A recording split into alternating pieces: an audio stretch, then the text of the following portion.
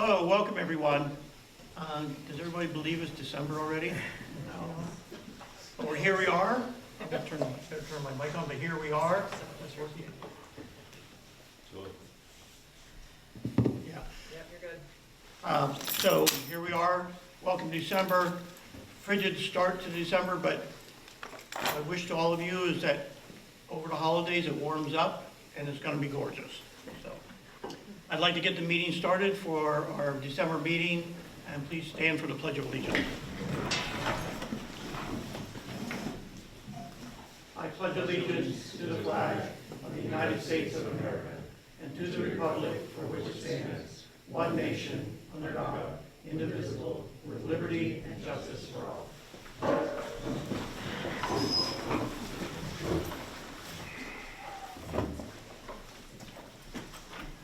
Okay, we're going to get started right away with public comment, but I'm going to do a public comment to lead us off, okay? Because there's been a lot in the news lately about what the village of Rhinebeck is or is not doing, and I'm truly sorry to have to break this news to you, but the holidays have not been canceled. The menorah still shines brightly outside as a symbol of light over dark, and it's in the park, and that no decision has been made on the future for the menorah or a tree, okay? I want to tell you, it takes a village, and it's a community. A village is made up of a community of people that are here to work and help us with all of our traditions that we so joyously love to have, especially during the holiday period. So I'm speaking about our holiday culture, right? But this also applies to organizations and committees where it's been increasingly harder to get people engaged. We have an aging community, we have a very active group of people, and everybody's committed full-time, and we see it in groups and communities to get people to working. And we've seen this over the years, right? And examples of that are maybe like Santa Claus, right? What happened to Santa Claus this year? It's not a village event. It's an organization that runs Santa Claus and has done it for 13 years, Lila? You've got to pick somewhere around there, a tremendously long time. But it depended on a lot of volunteers.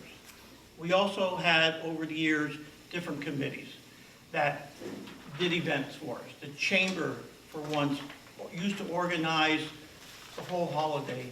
The tree lighting, the tree, the parade, Santa, a sleigh. And so whether it was organizations or people or committees, the village of Rhinebeck had been a gracious host for all of those events through all the years. And that's what we are. We are the host, and we are very, very happy to be the host of all of these traditions that are going on.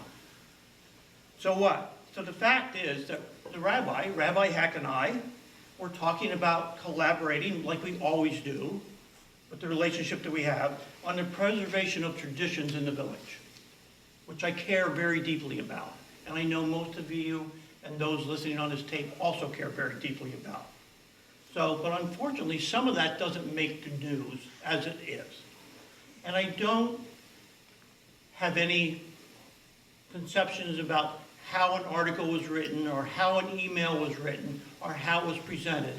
But in terms of interpretation, sometimes starts at one end of the village, and by the time it gets to the other end of the village, it really is a different story. And the story is not exactly how it came about.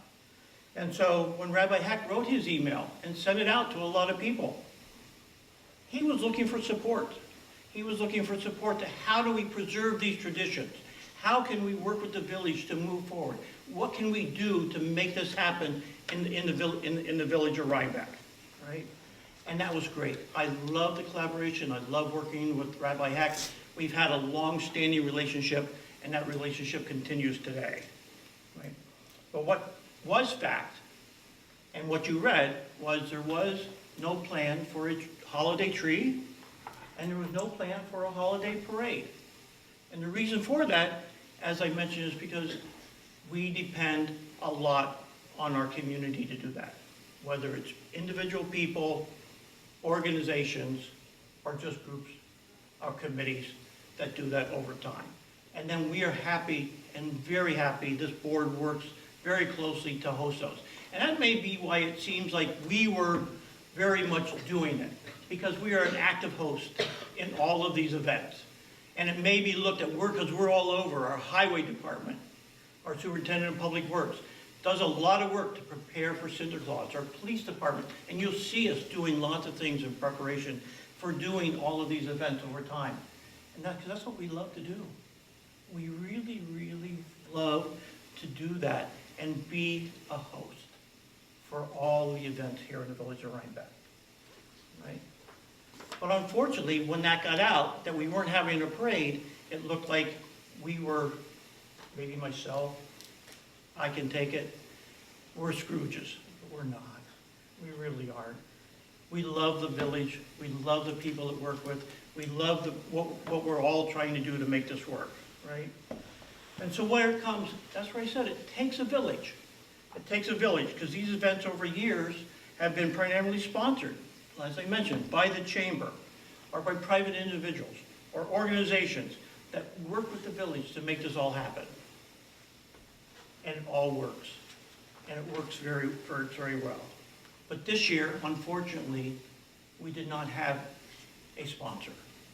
We did not have a sponsor for a holiday tree. We did not have a sponsor for a holiday parade. We did not have somebody to bring Santa on a sleigh, right, and go around the village. It didn't happen. I can't explain why. I think there's a lot of things that happened that build up to that and where people's perception could be, but it didn't. And that was a fact, right? So we have a lot to work on. Because I care very deeply about this. I care about the work I do with the rabbi. I care about the work I do with all the organizations and the work I do with committees here in the village of Rhinebeck.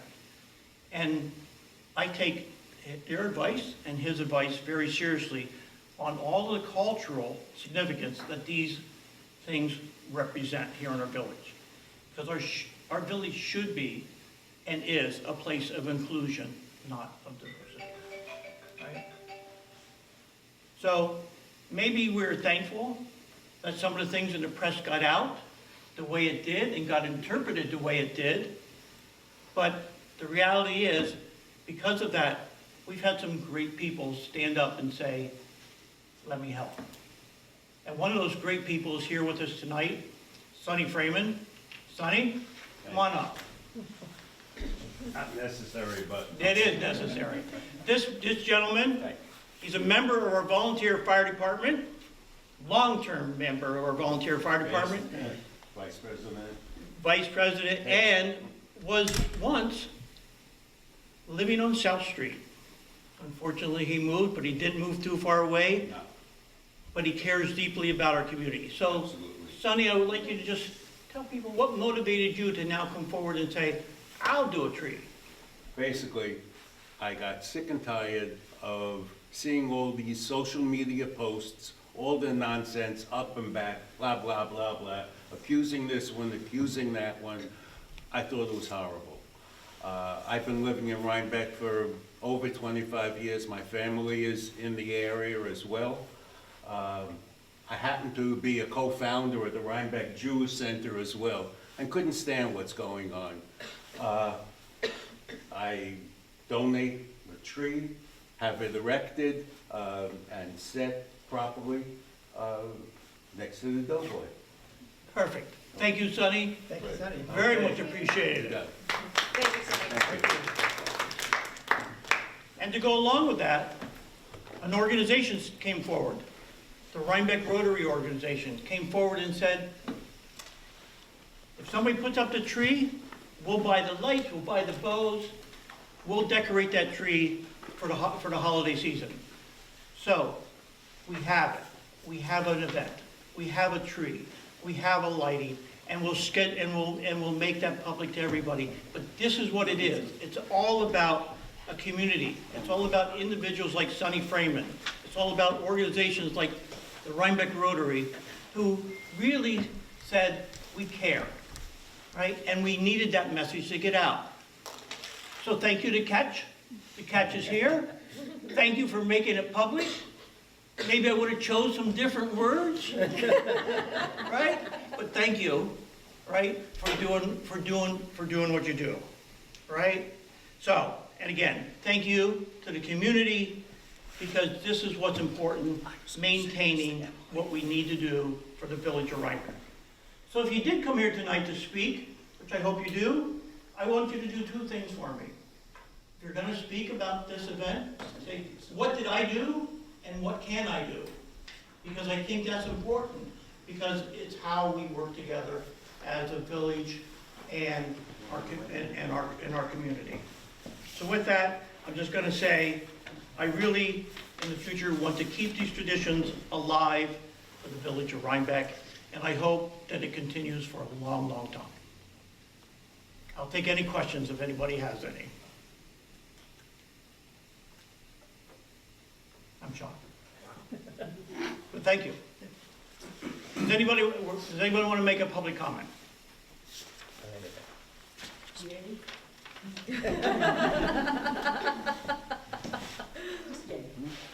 Was it clear? All right. So, having no public comment, going once, going twice. I also want to do special thanks. I forgot something. Eileen is here. Eileen, stand up, please. We recognize Sunny. This woman, after our last meeting, and we wanted to preserve tradition of having the lights wrapped around the trees, because that was something that was done by organizations in the past. But when everything started collapsing, we came forward as a village board and said, we need to do this. We need to have something. At least what we can do as a village is purchase lights and do it. And thanks God, Eileen, she came forward and said, let me help pay for the lights. And she did.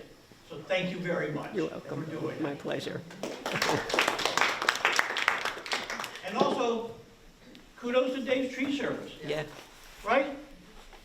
Who spends his time, almost 140 hours of labor to do this. And he volunteers it for the community of the village of Rhinebeck, right?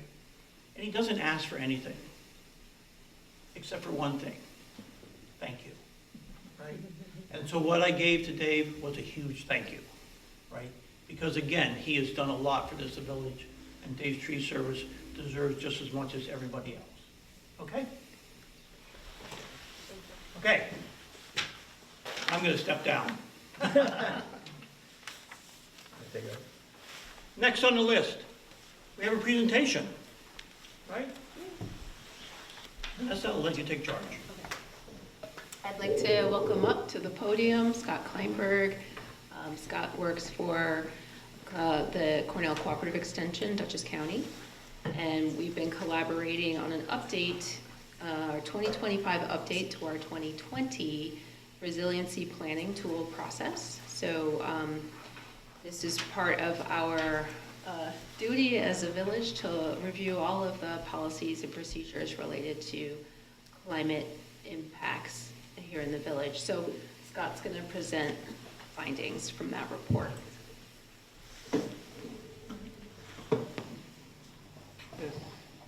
This work here?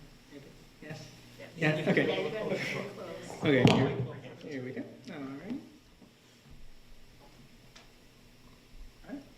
As Vanessa mentioned, I am Scott Kleinberg, and I am the Climate and Environment Educator for Cornell Cooperative Extension, Dutchess County.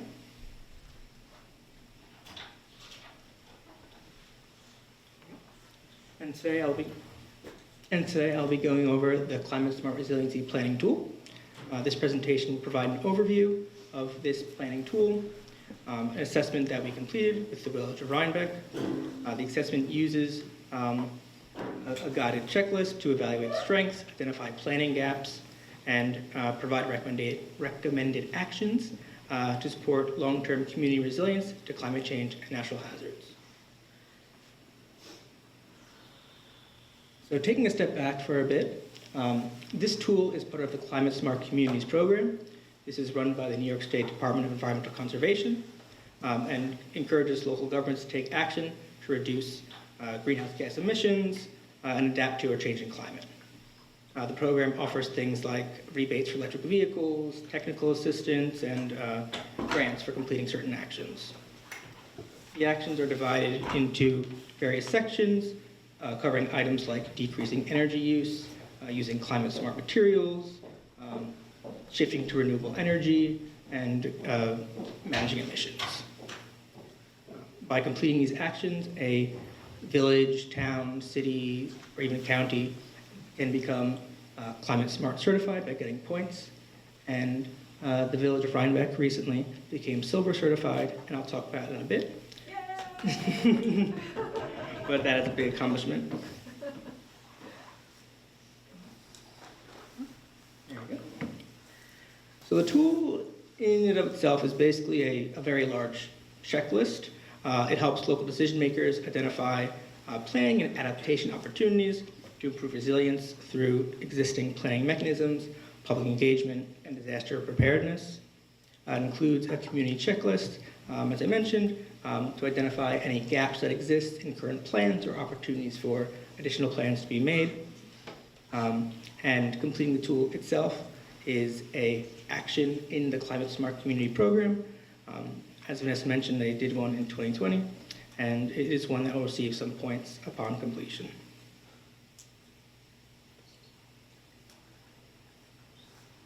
So the tool covers 6 key areas that are necessary for climate resilience.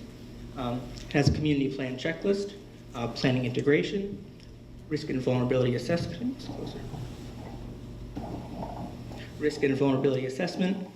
public outreach and engagement, disaster preparedness, and hazard mitigation implementation. So this process started toward the beginning of the year.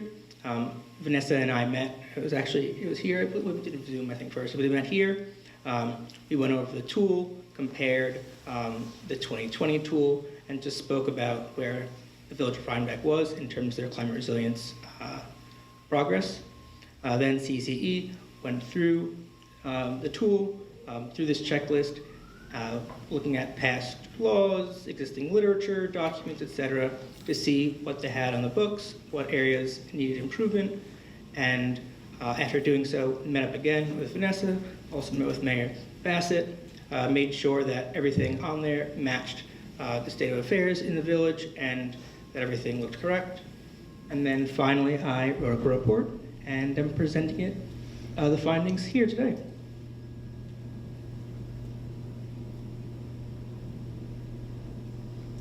So in addition to recommendations for areas for improvement, it also does identify a number of strengths that a village, in this case, has.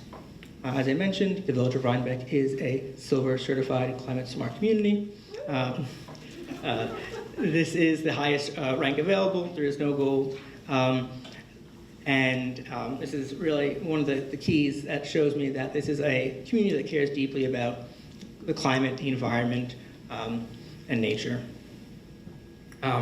The village also has an active Climate Smart Task Force and Climate Smart Communities Coordinator who is designated as well. The village has completed their Climate Adaptation Plan and Climate Vulnerability Assessment.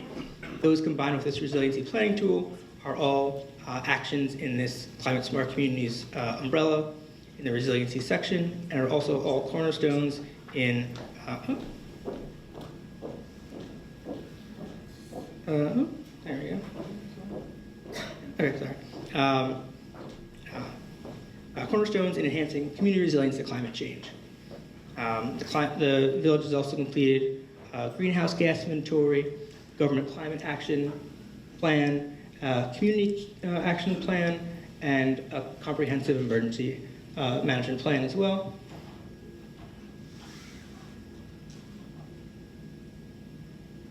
All of which prepare the village to be resilient in the event of a natural disaster or other climate emergency. So I will go into recommendations based on the 6 key areas I mentioned before, but a few overviews include the village can now use its new silver certified status to pursue additional state grants to further climate resiliency. The village of Rhinebeck can create a stormwater management plan, economic plan, capital improvement plan, and a long-term recovery plan, to name a few. And the village can work on updating their current zoning ordinances and incorporate mapping tool data. So the first section is vulnerability and risk assessment. Consider training relevant municipal employees in risk mapping tools. One example is the HAZUS multi-hazard tool. This is a software developed by FEMA to help communities analyze and estimate potential losses from natural disasters. Also, programs like the flood insurance rate maps, which are also used by FEMA to identify areas in risk of flood. The NOAA's Sea, Lakes, and Overland Surge Hurricane Model.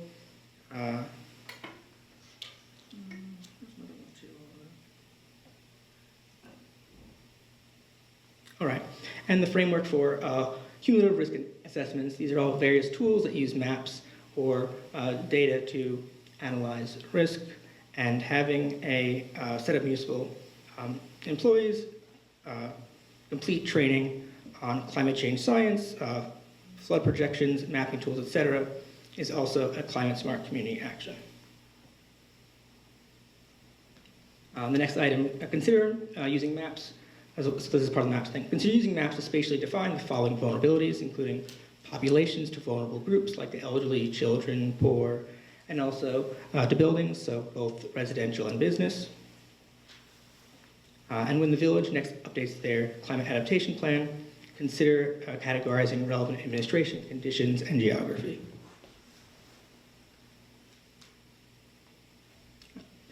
Next section is public outreach and engagement. The village of Rhinebeck can place publicly visible high water mark signs in case of any flooding in places like Legion Park and Lions Mini Park, and to let visitors know where to go and where to avoid in the event of a flood. Consider conducting storm preparedness outreach to floodplain residents. The village has a lot of storm preparedness items and plans already, but distributing this information through physical media like brochures or newsletters, through community meetings, and even by television or radio if possible. So in the case where a resident has no internet access, these can be relatively easy methods to employ that can be invaluable in the event of an emergency.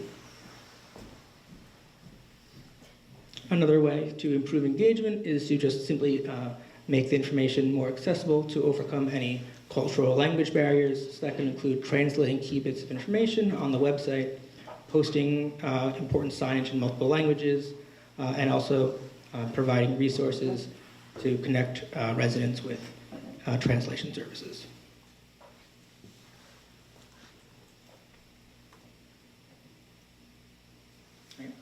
Integration of municipal plans.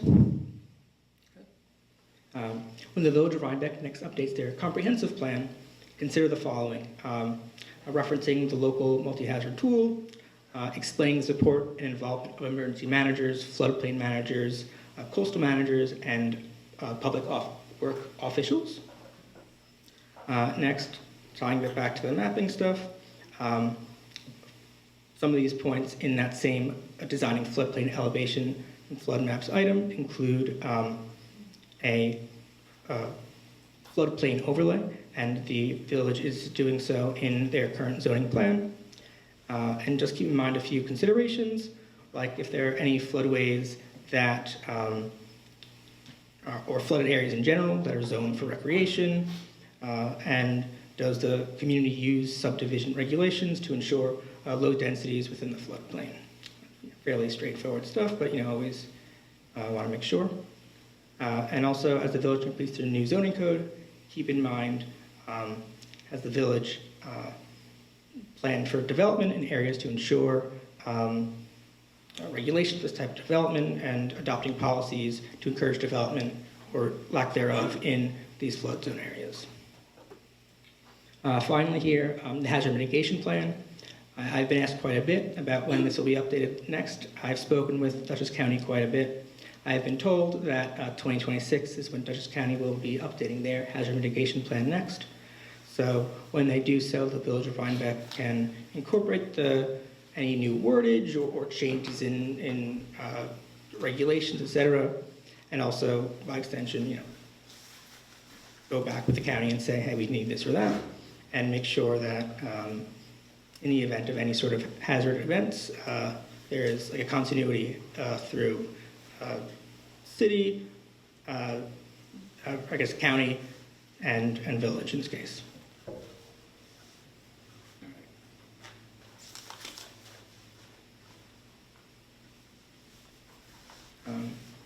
Three more municipal plans that the village can incorporate are the stormwater management plan. They can use their existing maps, work on the tie and bond, plans for prioritized areas, and other resources. And in doing so, making this plan take into consideration factors like including a certified floodplain manager in the planning process, identifying any runoff or drainage problems that may occur due to impervious surfaces, so things like sidewalks or asphalt.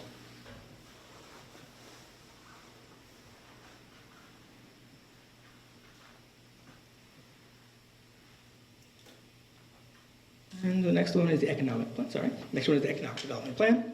As the village works to develop their economic development plan, they should keep in mind a few factors regarding relevance to climate resiliency, such as does the plan identify economic vulnerabilities due to environmental hazards and incorporate the effects of climate change into its assessment of economic vulnerabilities.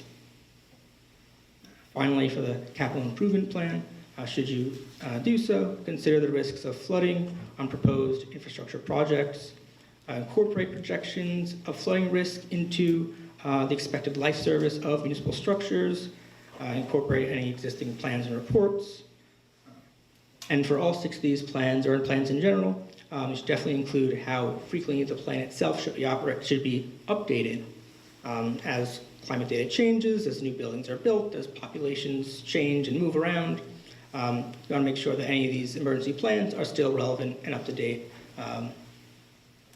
should they need to be implemented.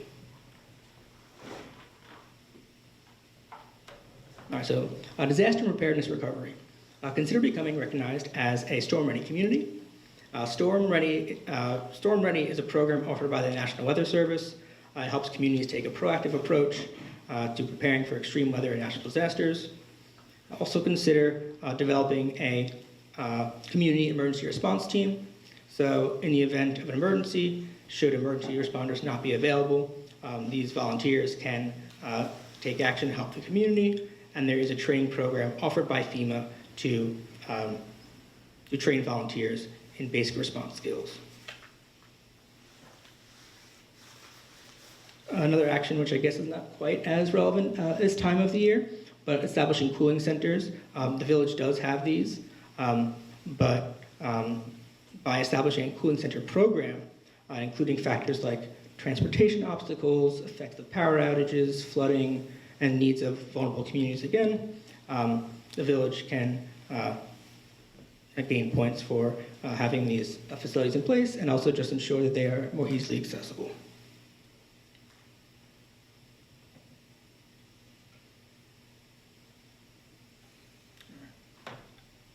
How am I doing on time? Okay.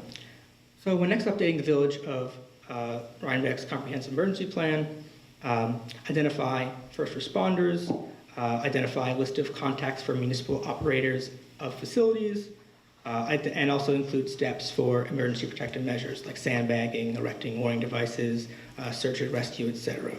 And also include coordination and communication among community stakeholders such as community-based organizations, local businesses, local health departments, utilities, and local government leaders. Consider developing a continuity of operations plan, which will outline how the Village of Rhinebeck will continue its essential functions during and after a natural disaster or other emergency. And also consider creating a long-term recovery plan, which ensures that the municipality can reestablish and sustain itself in the event of a natural disaster. And a long-term recovery plan will provide guidelines on how the village could take steps to reestablish pre-disaster conditions, or even better, enables the community to sustain itself while dealing with the effects of these natural disasters.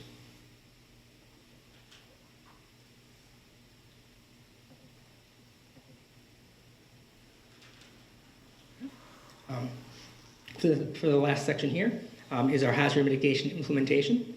Consider becoming part of the National Flood Insurance Program, Community Rating System. This is a voluntary program to sign up for. It is done through FEMA, and it incentivizes communities to recognize flood risks.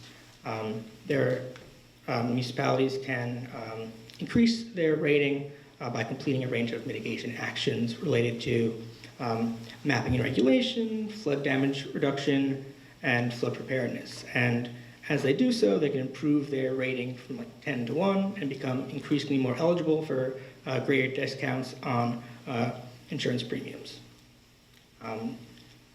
Developing a plan to control invasive plant species, or also I'd say animal species as well, from destroying crops to affecting infrastructure to affecting riparian buffers. Invasive plants can be harmful for both people and the local environment and ecosystems.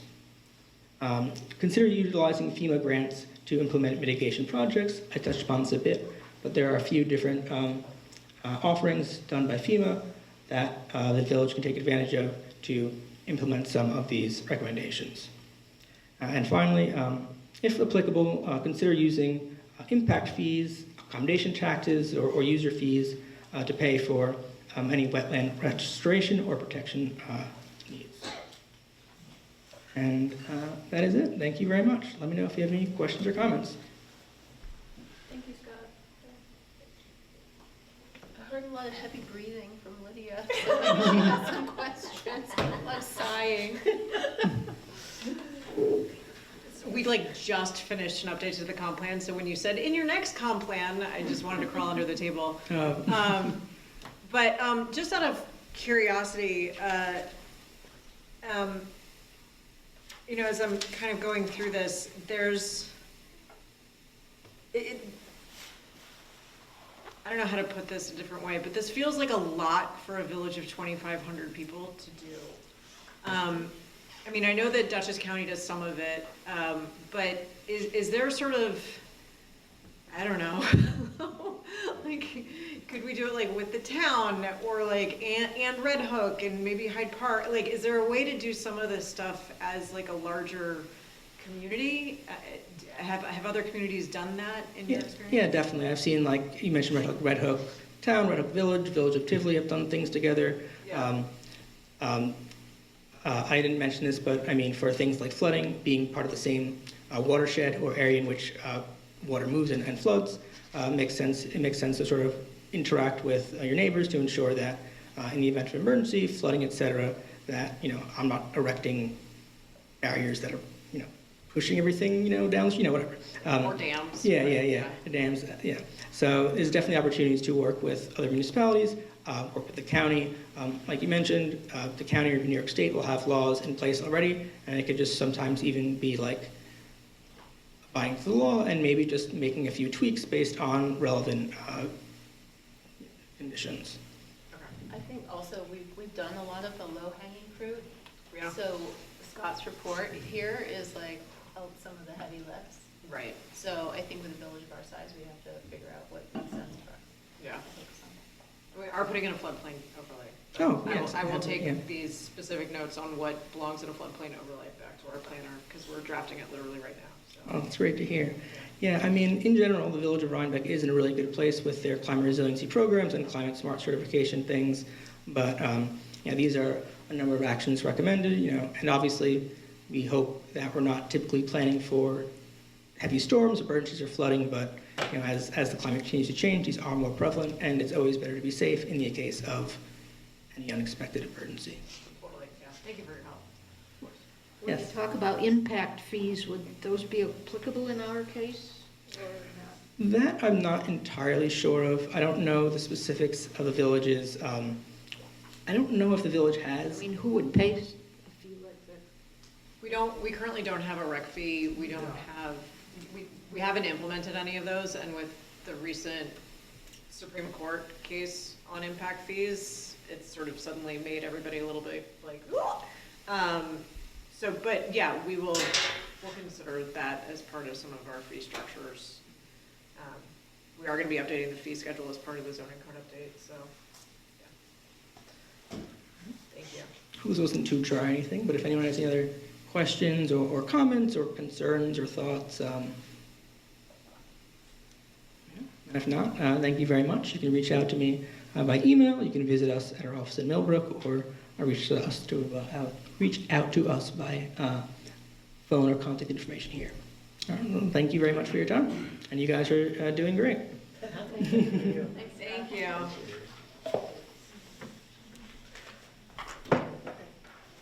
So next up, we have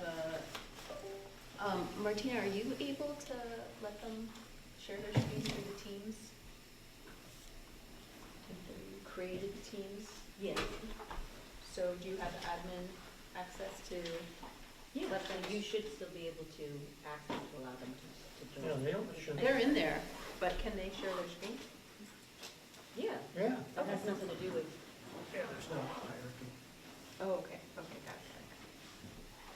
All right, cool.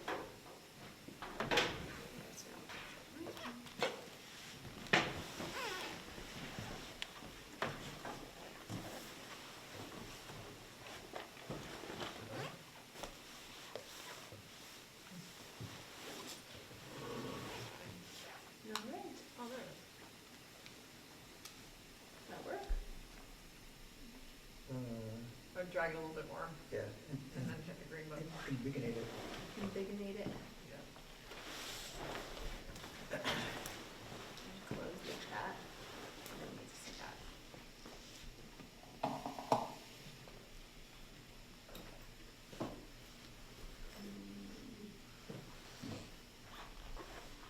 Messes up Is, window. Was there like an X box over on the right? I don't see it. Can you guys see this okay? Decent? I'm pressing in the chat.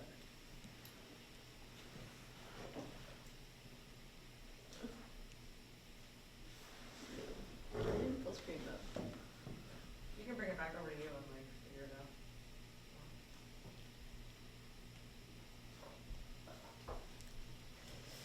out. Okay, well, let me just introduce these folks and like continue fiddling with it a little bit. So the village is a happy recipient of the EECBG grant through the federal government, which is administered by NYSERDA. We are doing a study of this building, looking towards increased energy efficiency and ideally to get off of our very old, original to this building, oil burning furnace. We are working with C+GA, architecture firm, as well as Tatum Engineering, and they're finishing up this first phase, which is the energy study using a passive house lens, which is required by NYSERDA and the feds. So we invited them to come in and share an update on the status of the project. Soon we'll be moving into the next phase, where we'll be able to take the rest of the grant money and apply it towards implementation projects that are recommended in this, in their energy study report and approved by NYSERDA. So I'd like to welcome Bennett and Crystal from Tatum Engineering and C+GA Architecture.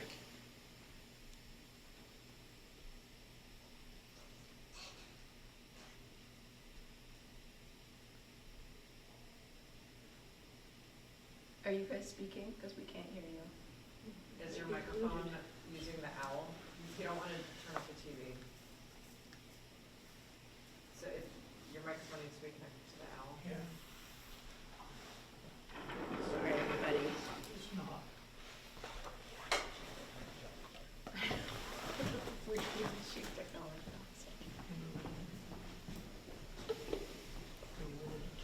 Should automatically connect it to the app. I thought it did.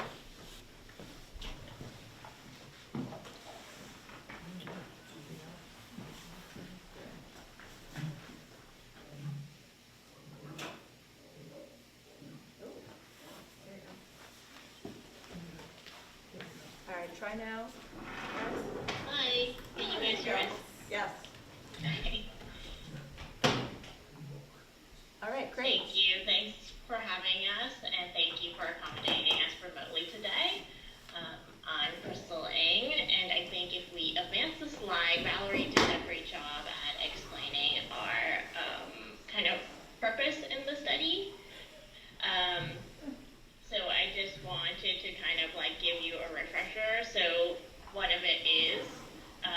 to talk about upgrading the systems.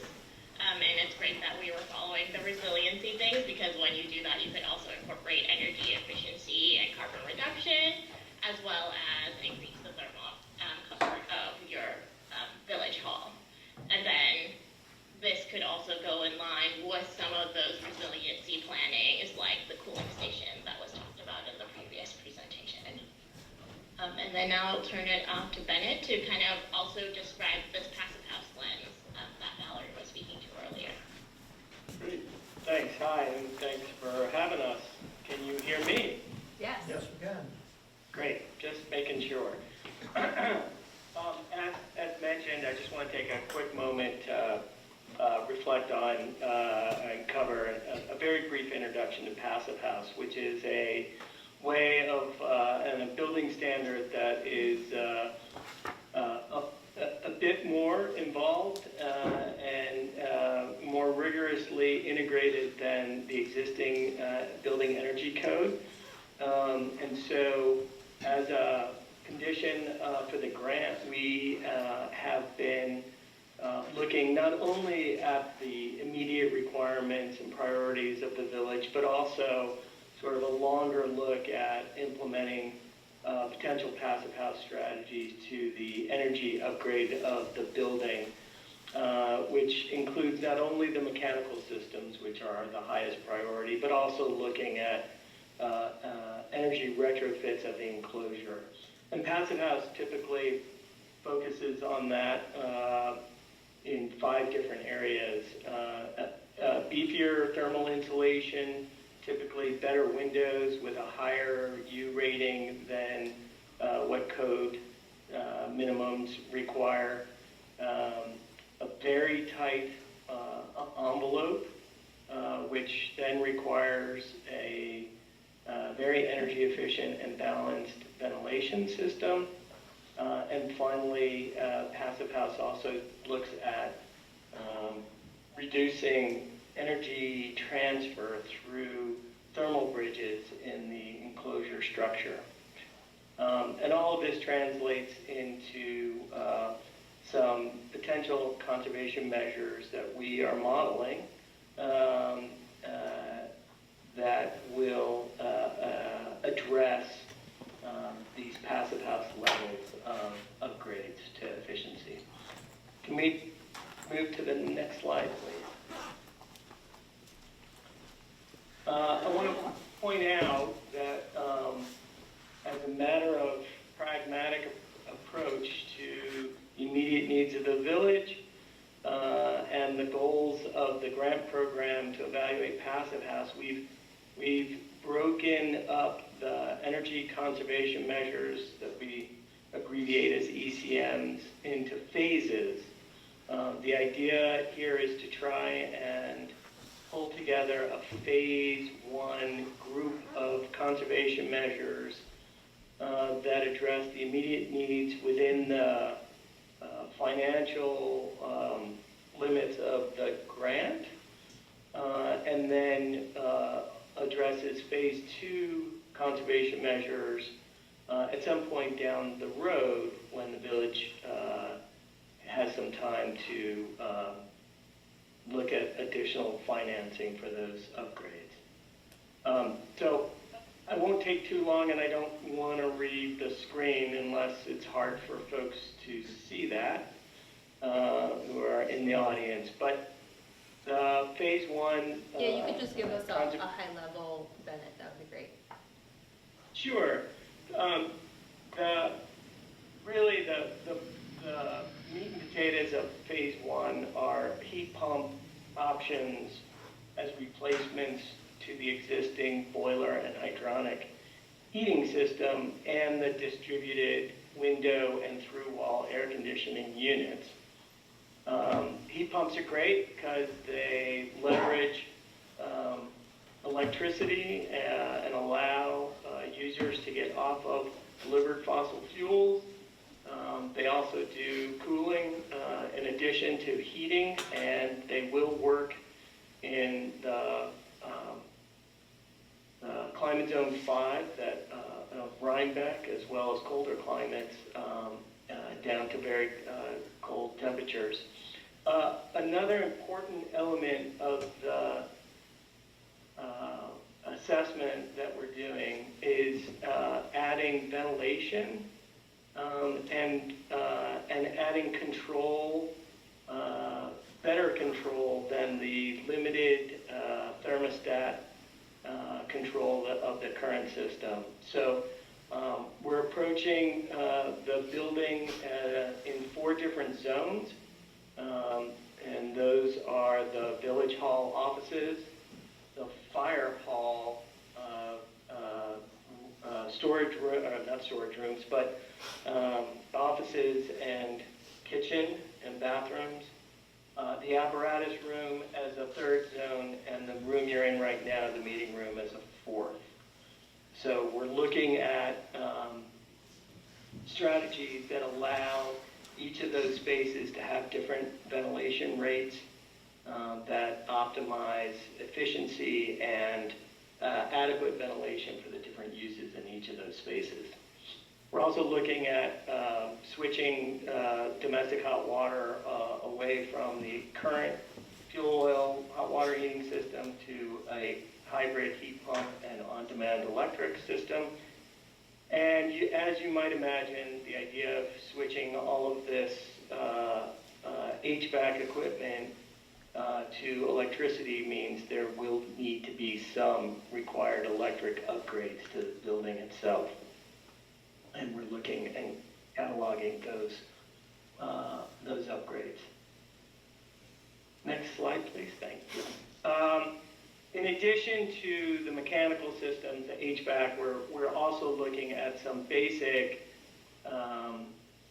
approaches to the kinds of load reduction measures that we would typically like to implement ahead of replacement heating and cooling system. But given the nature of the boiler system at present, these are somewhat scaled back from the passive house rated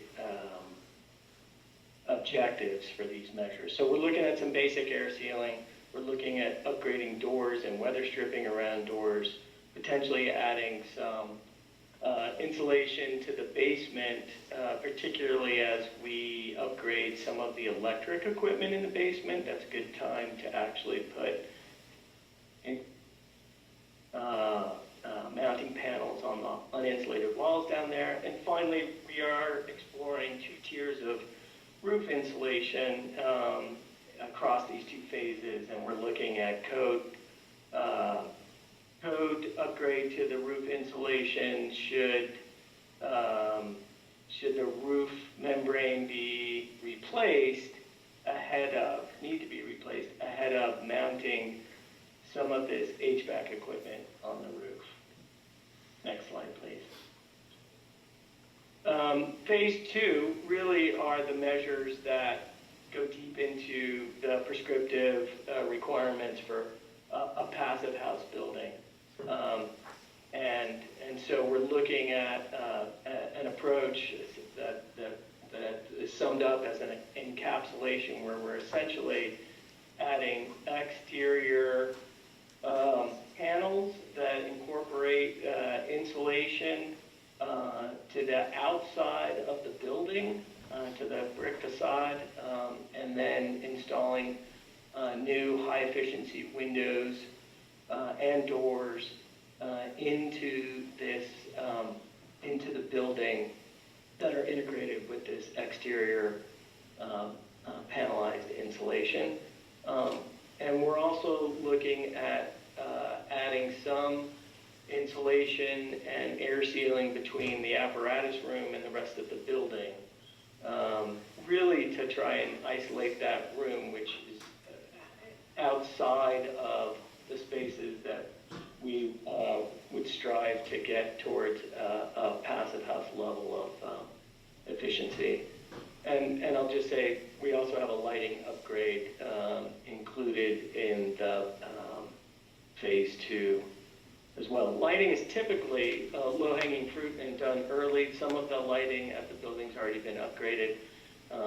But because we're looking at increasing the lighting density, it's somewhat of a wash between upgrading the LED to LED lighting, but adding more of it for better lighting in some of the spaces.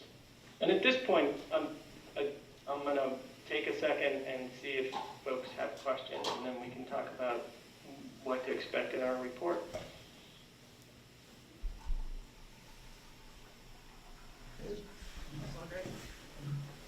Great. Yeah. So, anything else? We're excited. We've been doing some detailed energy modeling and some detailed write-ups. We're approaching this differently than how we might typically, not only because of passive house, how we typically do these energy audits, but we're applying a sort of a finer lens to the development of work scopes based on our site visit there, so that the ECMs and the action items that come out of this have been vetted through a lens of constructability. So we want to make sure that the upgrades that we're recommending are pretty straightforward in terms of being actually able to implement them. And I should say we're in the process of completing the costing for these upgrades, which will allow us then to look at what we've modeled these upgrades. We know what their energy savings are, both as individual measures and as packages, and we'll expect to get back with the village, Vanessa, and the mayor to refine the recommended packages based on cost and paybacks that will be presented in our report, which Crystal, I don't know if you have anything you want to add? No, I think that was a good summary, but yeah, I think maybe the only thing is, yeah, our report is going to be due back till the end of the year, so, and then we would have a review with Vanessa and the mayor. Great. Thank you guys so much. This is a very thorough undertaking, as you guys can tell. Yeah. And we appreciate your hard work. And you wouldn't believe the meetings. I personally dig this stuff, so I get into it. Yes. So thank you, guys. This is being done, very well done so far. Yeah, we're looking forward to the report. Thank you. Thank you.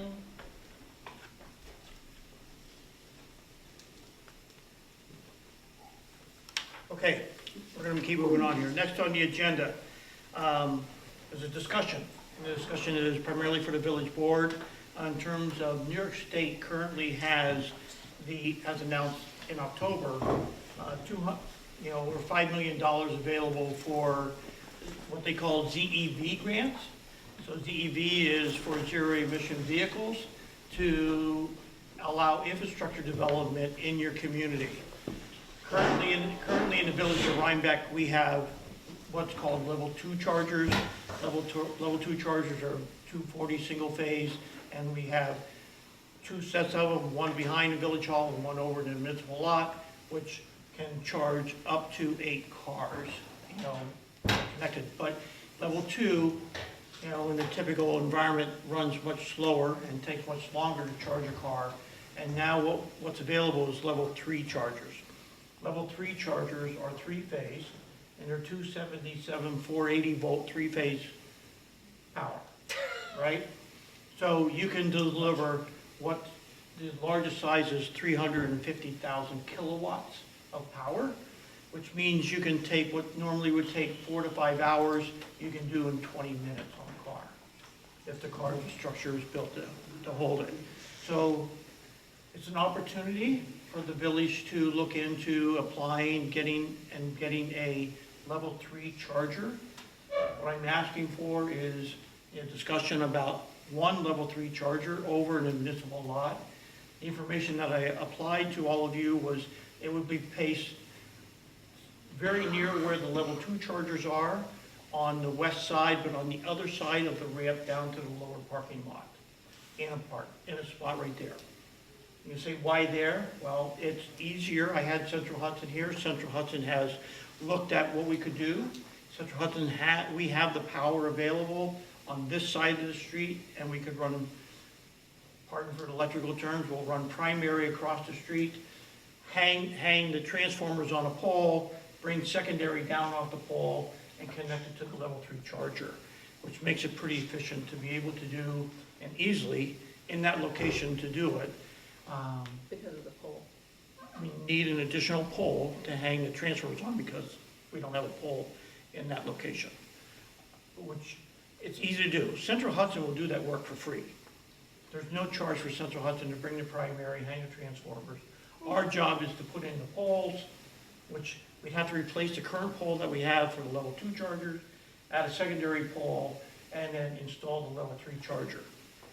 So Central Hudson says we can handle a 350,000 kilowatt charging station in that location.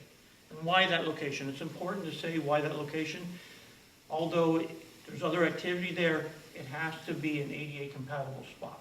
So the spot has to be ADA compatible. Once we get further away from that, down the ramp or down the other side, we make it much harder for people with ADA capabilities to be able to park their car and get in and out and use that spot. So electrically it works fine, ADA it works fine. So it's easy to make us, to be able to do that work. What NYSERDA has available is $250,000 per site Holy crap. to be able to do that. Level 3 chargers are not cheap. A level 3 charger at 350,000 kilowatts, you can expect to spend $150,000 to $150,000 for, 125 to 150,000, not as an installed price. But then we have all the additional work to be able to do that. So overall, to do a site like this, we would probably expect to spend $200,000 to get a level 3 charger in. That's why the grants are available for $250,000 to apply for. Grants are due by the February 27th. There is a 20% matching with that grant. Actually, I looked into that, Gary, Yeah. because, if you're a disadvantaged community, there's no match required, Right, but we're not. but the median household income for the village, for us, it's $75,000. Right. And so that would qualify us for the 10% 10%. match rather than 20%. Correct, if we could do that, yeah. Yeah, I that's agree. great. But you'd have to do the survey and to be able to do that, and we'd have to look into that. But I'm just saying you what the max is right now is Yeah. 20%, and you can apply the land value to that matching, to bring down those costs, so you're not putting that in real cash forward to be able to do it. Oh, because basically we'd be donating a parking space, and if we can say that that parking space is worth $40,000, then we don't have to do a cash match. Right, and the land for the parking space plus the land for the equipment, to be able to make that all work. Plus, if there's any work we can do. When we did the other chargers, we did some of the work ourselves. We had our crews do some work for us to prepare the grounds and do all that. So all that counts into doing that. So the point is, there's $250,000 available out of this $5 million to be able to apply for. The site is a good site as compared to Central Hudson. It's a good site to be able to use, to put a charger in as well. Ty and Bond has said they would assist us in the development of the grant and put together the paperwork for us. We'd have to go through that process with them, but I wasn't about to start that until I got input from you, the board, on whether you have the appetite to want to put a level 3 charger in. There is a demand for level 3, quite a bit of demand. If you think about it, we could charge, just like we do today for our level 2 chargers, but a car charge in 20 minutes. They park the car, go get a drink, come back, and their car would be done. It's not much longer than gassing up anymore. There are level 3 chargers in the area. The town of Red Hook has one at their town garage, town building, and there's one at the IGA in Red Hook as well. So there's two very close to us. The one in the village. Isn't that IGA, still IGA up there? The one that's further up, past the red light. They have a level 3 charger. Yeah, so there's two. But they're really the two closest ones until you go over to Kingston. Unless Yeah. there's the Tesla chargers at Smoky Rock. They're level 2. Are they? Yeah, they're level 2 chargers. They're not fast chargers. And the last I was over there, they weren't even connected anymore. Yeah. So, yeah, that's up to them. But they're level 2, not level 3. There's no level 3 chargers near us right now. When, So when would we hear about the grant? So we put it in February, we may, depending on when we get the deadline, applications are due, not probably till April or May, So this would be an expense for next year. probably. Yeah. But we have to get the paperwork in this year. Just have a question about the location, only because that's where people go into the farmer's market. So would we expand the farmer's market around the other, you know? We'd have to work with the farmer's market on what we could do there. I haven't approached this yet with the farmer's market because. Just the this is- safety issue, I'm But- really worried. They have, the farmer's market goes in both sides. They don't use the parking spot. They use that parking spot for a vendor, Right, right? yes. So That's what I- the issue would be, do we want to continue to, do we want to close it off during farmer's market day, or do we want to keep it open? And that's something the board would have Turn off would have to the decide to do. charger. Yeah, Dirt. I'm just worried about pedestrians, you know, trying to walk in and then people trying to back out because, And we'd have, good question, but we'd have to work through those details on how you want to set it up, and that's up for you all to decide. Because we had discussed, instead of the spot that Gary's suggesting, like just on the other side of that little slope, putting it down there in the lower part of the, you know, behind a Roy. But the issue is that slope is steep so that it's not ADA compliant It's not really down compatible. there. Yeah. I mean, And putting it in one of the existing ADA spots is not, No, we have, we have to take up an existing ADA spot. We need those spots based on the number of cars. okay. Oh, okay, sorry. So it's not an actual ADA spot? It's just the size of an ADA spot? It has to be an ADA compatible spot, so it has to be sized for ADA compatibility, yes. Okay, so would this be an only, and, No, it will be used by anybody, it including wouldn't ADA. have like the decal. It's not exclusive. okay, it just has to be the size of an ADA spot. Got it. It's available. Okay, got it. So it's available for folks who need more space, but, Yeah. got it, okay. Right, but it's a space that's open to, okay, right. And we It's a can little bit take wider, away. it's gonna be wider than a traditional spot. Okay. It's gonna take up. I'm open if you have another idea for another suggestion, but it has to work electrically. Yeah, And I worked with Central Hudson to find a spot that electrically works around the village. This was the best spot. That's the only spot in the main part of the municipal parking lot? You could run wire wherever you want to run wire, Vanessa. It's about how much you want to spend to run primary to wherever to get it, right? Anything is possible, with enough money. yes. And Ty and Bond would look into an option like that to see how much it would cost extra to put it where it wouldn't have to be shut down during farmer's market or. Well, I mean, let's just be a little practical about this here. I mean, who's wagging what? Like, are we letting the tail wag the dog? Well, figuring out where we want to put a level 3 charger based on, you know, the farmer's market's needs, which happens for 5 hours once a week and not even the entire year. Like, I just want to make sure that we're not letting the tail wag the dog on this one. That's why I said we need to have that Yeah, discussion. so it's a Yeah. I brought it up 4-hour only window. because the farmer's market, as you recall, was a very sensitive. Oh, very topic. vocal. Yes. Very vocal, yes. And we have a good relationship with the farmer's market, so Yeah, no, and I'm not saying that we should, and, don't kill it today. right, I just, yeah, I just think that this is worth a conversation and not, you know, Was, yeah. was the area behind Village Hall here looked at as a? Yeah, we don't have, due to the availability of getting wire and the distance we had to run, Gotcha. yeah. There's also like continued concerns, which I learned at really quite something, surrounded by a bunch of very large men, some of them with guns. And uniforms. And uniforms, explaining to me actually how dangerous it is that we actually, not dangerous, but how sort of difficult it is that this parking lot back here is both fire and police and open to the And so perhaps making a $250,000 investment in it for the public is not the best move. Yeah. It was a fun conversation, actually. It was really interesting.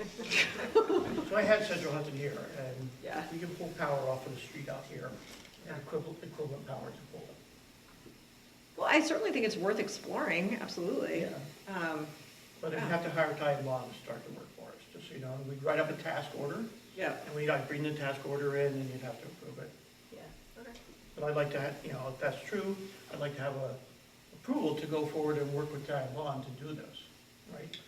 It's a good idea. Yeah. Yeah. I think exploring it is a great idea. Okay.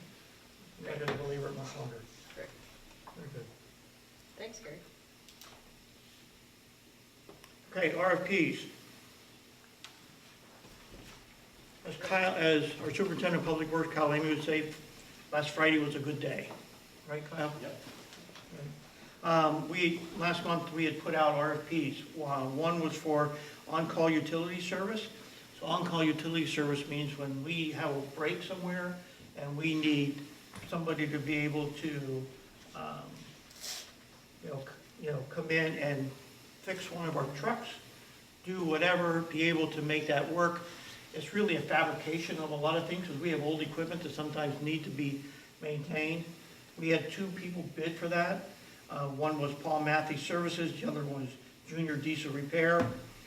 Cost-wise, Paul Matthews was $125 per hour for doing the work. Junior Diesel Repair was $150 per hour. Right? So I'd like to make a motion to, that's specialty fabrication. I mixed the 2 up. Okay, why don't we just do Apologize. specialty fabrication? Right, we're gonna go on number 2, specialty fabrication.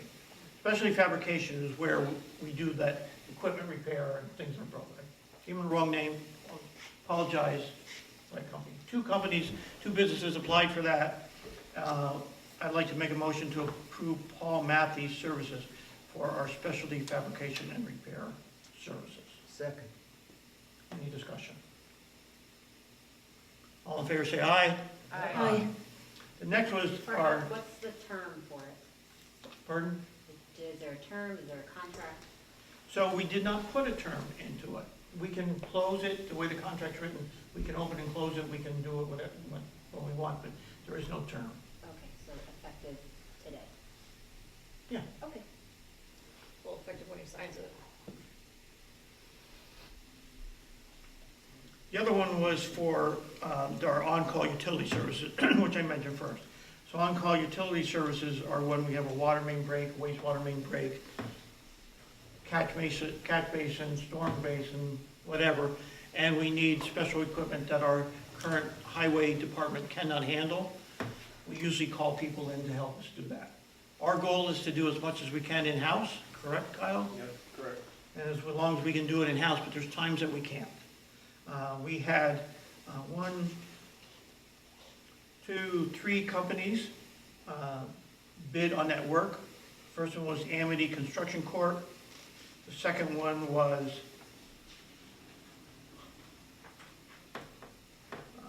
Custom Street Services, and the third was D&D Excavating LLC. They all have different rates for equipment. They all have different rates for labor. So what Kyle and I did, we took what we thought was the average thing we would need and did a price analysis based on if we have a break, what do we do? So we need a 12,000-pound excavator, and we need a laborer and an operator to be able to do that. So we created a fake scenario and said how much would it cost to do each one of those, right? And so based on that comparison and to be able to put it together, D&D Excavating came in the cheapest to be able to perform that work for us. So I'd like to make a motion to approve D&D Excavating LLC to do our on-call utility services. Second. Any questions? Yes, where was that in the docs? Pardon? Where was that uploaded in the docs? Yeah. These are my meeting notes from when we opened the bids. So, So are we gonna have contracts for these? yeah, we'll write it, we have to write a contract, Okay, so then we'll have the opportunity to approve the contract? yeah. But right now, we can approve the services and at these rates, and they would accept. Okay. Okay? All in favor, say aye. Aye. I'm opposed, not because I have a problem with it, but I need something to look at. That's fine. Okay. Next up, Eleanor, on your mini park RFP. So this RFP is to remove the kiddie area in the mini park. The reason for that is that originally I thought some of it could be salvaged, but I went down and looked at it, and Kyle took a look at it, and I think we pretty well agreed that it's in very bad shape. Even the fence, which I thought we could maybe keep sections of it, every single piece had dings or something wrong with it. So I think that the best thing would be to level it out. That way it'll give us a little bit of freedom in setting up the new kiddie area. Maybe we can be creative and bringing in equipment. Maybe we can integrate it with some of the other, like for example, there's a slope along the road there that perhaps could be, somebody had the idea, that could be integrated into the park. And I think probably, although I would prefer not having a fence, I'm thinking we probably would have to have a fence eventually. It'd be nice if it wasn't chain link. Yeah.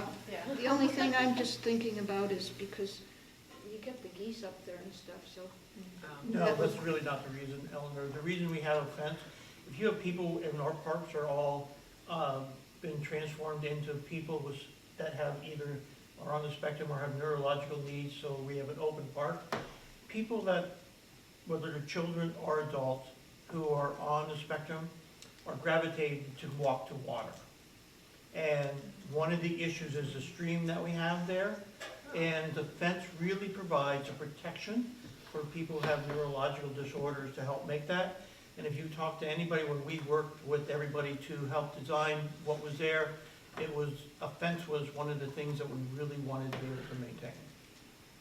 Also, if you have toddlers, Right. you want to keep them fenced in. And There's also that. There's two. And- there's and not your dogs. But, yeah, there's another way of looking at that. Anyway, so this is putting out an RFP to get some proposals for doing the work. How long do you want I- to post it? I was just going to say, I make the motion, but, second, yeah, the problem is over the holidays, so should we post it a month, or is that? I mean, are they gonna really be able to do the work until the spring? No, So maybe we could have the deadline be like, I don't know, the end of January or something? yeah. Maybe You in want to time- do January 30th? That's a Friday. we could do in time for our second meeting in January. No, it's not meeting in January. There's not a second meeting in we January? don't have the first meeting in February. Oh, all right, then never mind. Well, that would bring us to February, but that would So start, that would still be. What time of day? Midday or end of day? Does it really matter? If you want to do a public bid opening, yes. Noon. Oh, Okay. so 30th at noon. Okay.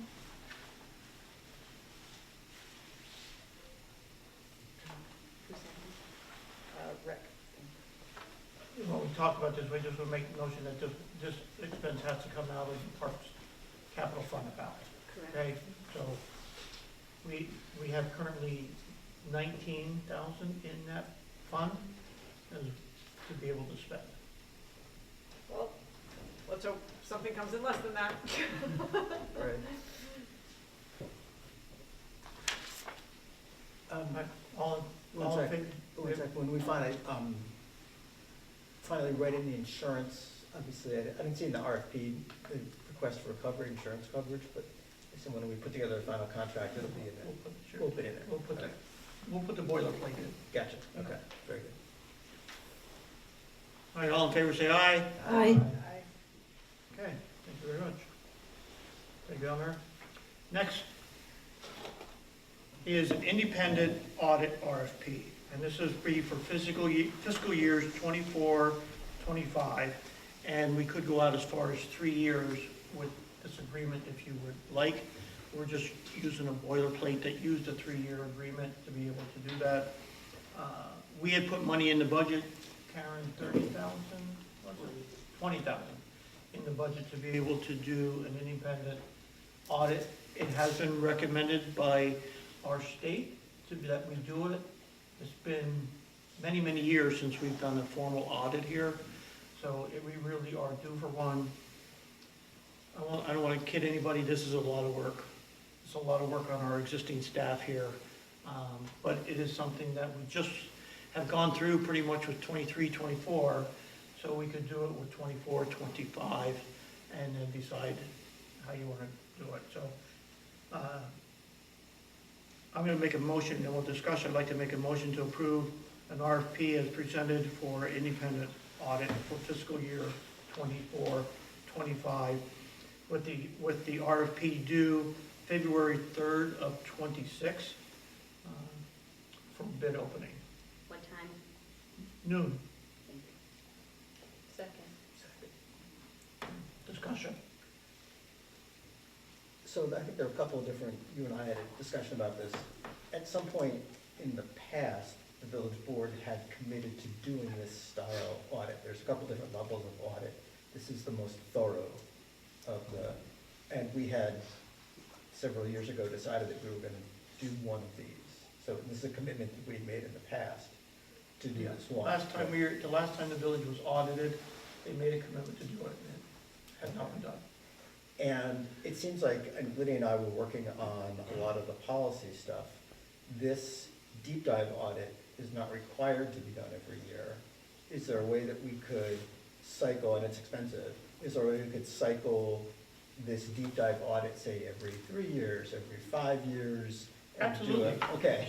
Absolutely, that's why I said, right now, the way it's written, it's a 3-year, because we did a boilerplate. Karen can address that, if you would like, but we don't have to do 3 years. We could do 1 year, and then wait to decide when we do another time, correct, Karen? I think the only problem with that is the consistency of waiting. I mean, let's say you have a company that bids on the 24-25 year, and then you don't do it for 2 years, then they're kind of gonna have to go back. I don't know, I don't know of anybody who starts doing independent audits and doesn't do them every year. Because I mean, one option that's available to us is, you know, we could create an audit committee and we could find some lovely volunteer who'd be willing to help us with this, which is a lot to ask of a volunteer and probably a lot to ask of the 2 members of the board who'd be part of that. I would be willing. Right, so, well, right, so it's like, you know, there is sort of this question of, you know, do we have this be done by a company that we have to pay $15,000 to $20,000 a year to every year? Or is this something that we can do? Or we could see how it's done and then try to copy it going forward, because. Right, because they're not doing like a forensic audit on our books. They're just like, this is one thing that Rick and I learned, is that the word audit is used in a multitude of different ways. But what the state requires out of us isn't like a forensic audit of like, did every dollar go exactly where it was supposed to go? It's more like, were our systems in place to make sure that every dollar went where it was supposed to go? So it's a little bit higher level, and it's not necessarily like getting all of her spreadsheets and really like. Checking the fences. Yeah, it's like, Yeah. it looked like a check the box sort of thing. Yeah, Well, there is rules and regulations that you have to be aware of to do this audit as well. yeah, So you, you can't just be. Yeah, it can't a just person be that like come a- off the street and say, I can look at the books and read No. a spreadsheet. You Yeah. gotta know the regulations. yeah, no, you have to know what you're doing, and Yeah. ideally, you know, we could create an audit committee of 2 of us, and then like, you know. Train you. A very patient, you know, volunteer who's ideally a CPA who might be willing to help us.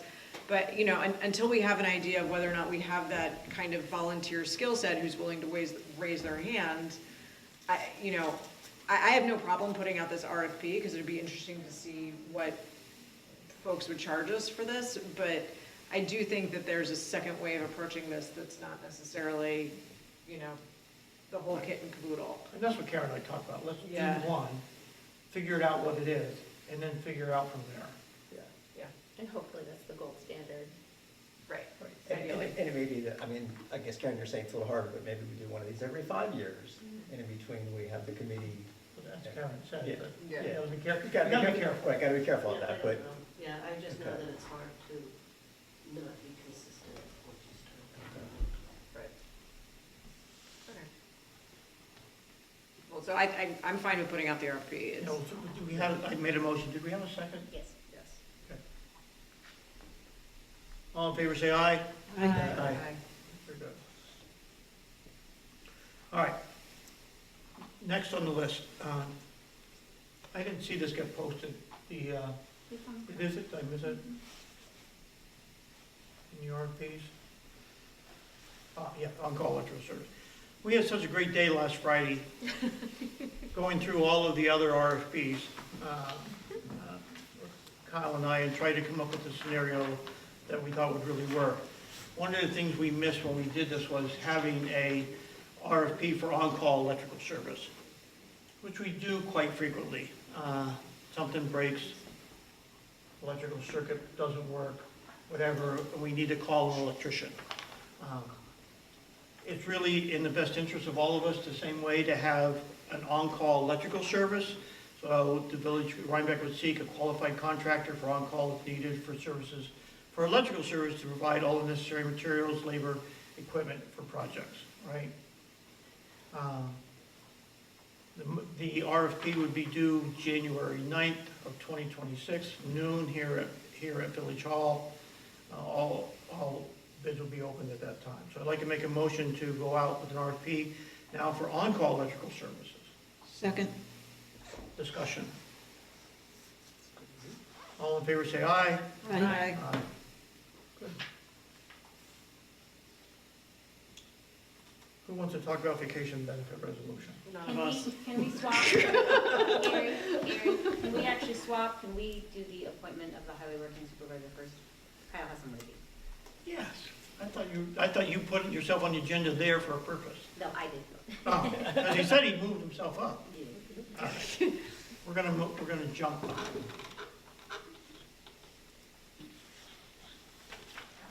And then Gary, can you confirm, do you want to post the independent audit RFP on February 3rd? That's what he said. Okay, we're gonna jump ahead. We had put out an advertisement for a working highway supervisor. And we got an application, we got a couple applications in. Kyle and I had reviewed all the applications that came in, and there was one candidate that really stood out to us. This candidate is currently employed as a municipal highway person. He has crew responsibility and is second in charge when it comes to when the current working highway supervisor or foreman, whatever they call him, is away. Kyle, as I said, Kyle and I interviewed him on Friday. We thought he was an exceptional candidate, and very interested in wanting to work for the village of Rhinebeck in this capacity. So I'd like to we have a resolution, I pulled up the wrong one, sorry.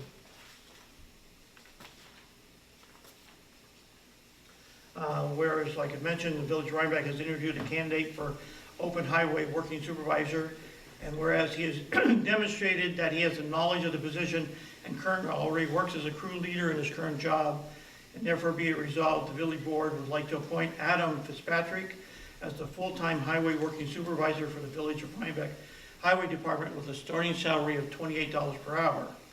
Be it further resolved that upon his start, he and his designated dependents will be eligible for medical, dental, and vision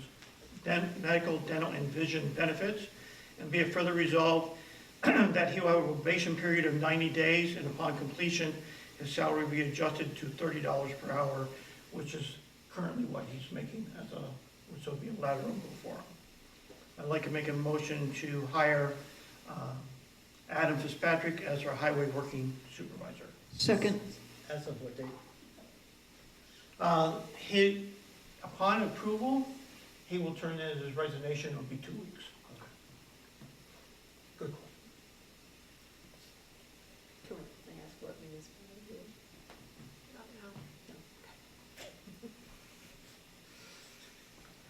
Any other questions? All in favor, say aye. Aye.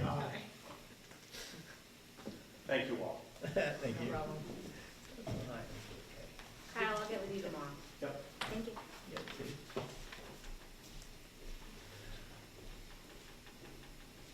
All right, vacation benefit.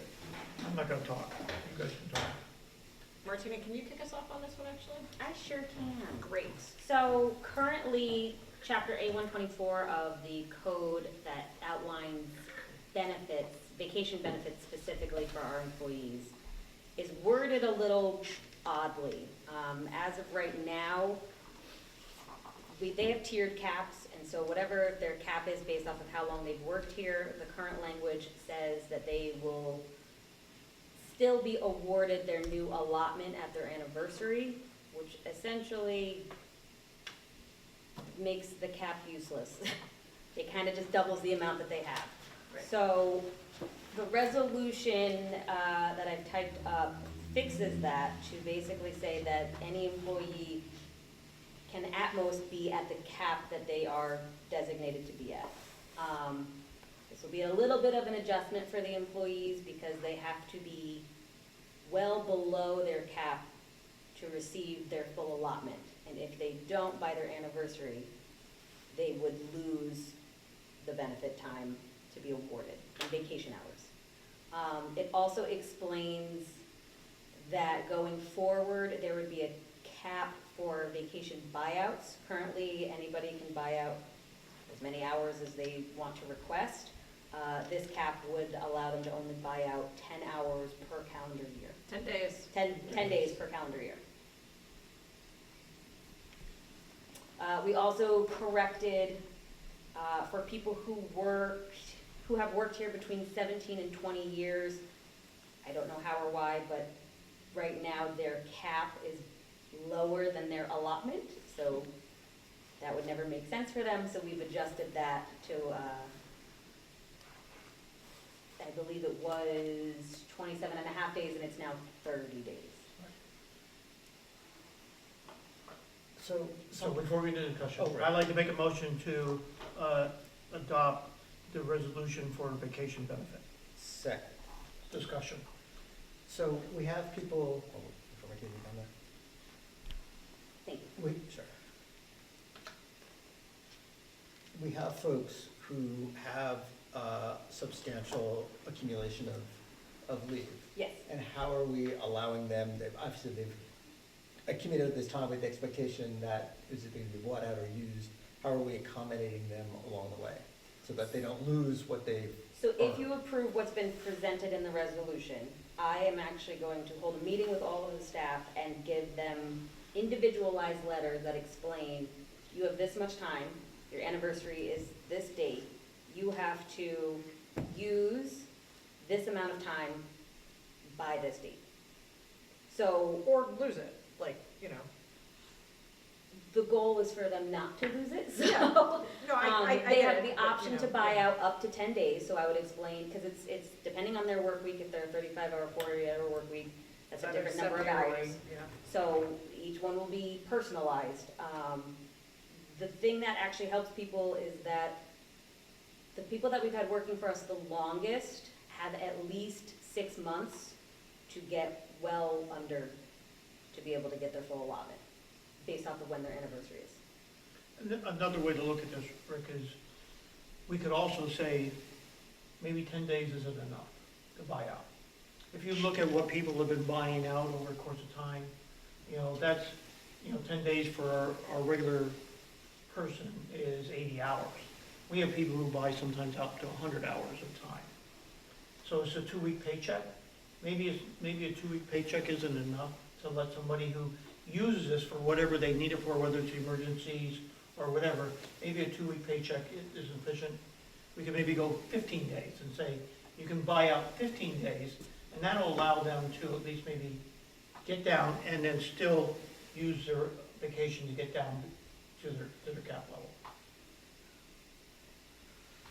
Was there any reason why you chose 10 over 15, just bookkeeping, or just that was an opening idea? It was an opening, but given, actually over the last 3 years, we've not had anybody do more than 2 weeks as a request.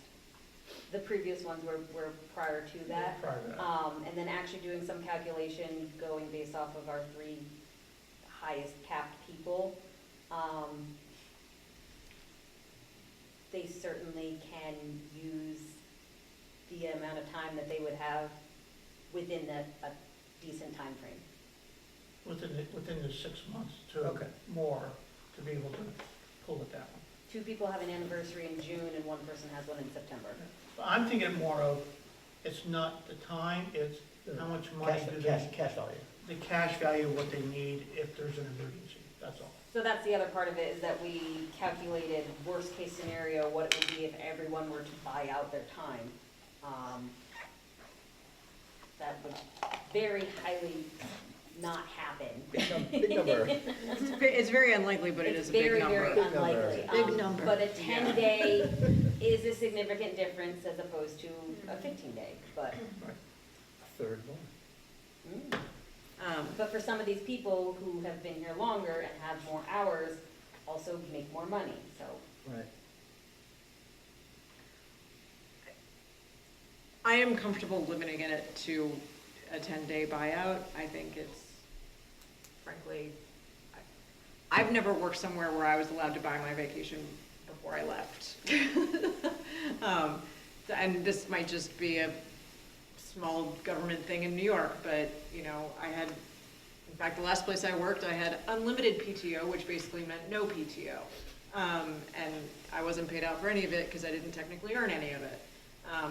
And so, you know, I'm not saying that we should be going the way of the corporate world. That is not at all my suggestion here. I think the corporate world is horrible at the moment. But I do think that we need to be aware of the budgetary impacts of some of these decisions. And part of the reason why we're trying to enforce the cap is for these reasons. And, you know, if in the past year or so nobody's bought out more than, you know, 10 days, then I think that's something we can do. If we want, we could, you know, do 15 days for 2026 and then 10 days for 2027, so to give people a little bit of warning about this idea, because up until now, it's been buy out as much as you want, whenever you want, with no caps. They were thinking it as a bank account. Yeah, they were using it as a bank account. So, you know, yeah, that's part, like, it's just, I think if we're trying to sort of get our arms around this budgetarily, I think we need to actually get our arms around it budgetarily. And the goal really is for people to take vacation. There's that too. I think we spent a lot of energy here on this, emailing back and forth over this proposal. I mean, there's part of it that I'm still baffled about, which are the increments on the years, but, you know, I think at this point, I don't know if we want to go back and revisit this, and then we'd have to look at some numbers again and start all over, so. No, Al, we really wouldn't have to revisit. We could pass a resolution that says for 2026, you have 15, and in 2027, you have 10, and that's the way we write it. Her concern was the allotments given, which Yeah, is at not the completion something of we 1 year, at the introduced. completion of That's 3 years. been in existence since we had a union contract. No, I get that, I understand, and I'm willing to step aside and support this proposal, but you know, I don't know if I want to change it now. We had all day, and Yeah, this is really just correcting the errors that we have right now, which is the cap for people who are 17 to 20 years, and the cap in general, which We needed by to start wording being able to was not, enforce. yeah. And in reality, we have 3 people that are at the higher numbers that we Yes, have to worry and about. because 2025, we relaxed the cap, some people are over their cap right now. Yes, but none of them by more than 10 days. None of them by more than 10 days, correct. Right. So And that's we want also this why in 10 place days came up. For the new year. Yeah. Yes, Yeah. which is the reason why this is a bit of a Right. fire Yes, drill right now. Yes, because my first anniversary is January 2nd, Yeah. which that individual will be fine, but if we're gonna do something, it would be best to do it where it applies to everybody the same. They need to do planning. Yeah, Sure. You know, I don't want to, So I just wanted to interject from the budget stand. I think it's a good idea also because when they were getting so highlight that we're paying out like a liability from a prior year in a current fixed fiscal year. So I think it kind of reins in the whole budget aspect of it as well. I mean, I'm comfortable fixing the caps, you know, the practical issues with the caps. I also think the language change, and then, you know, on sort of like a policy level, I'm also comfortable with like allowing 15 days in 2026, but then 10 days in 2027 and forward. Just saying what I'm comfortable with.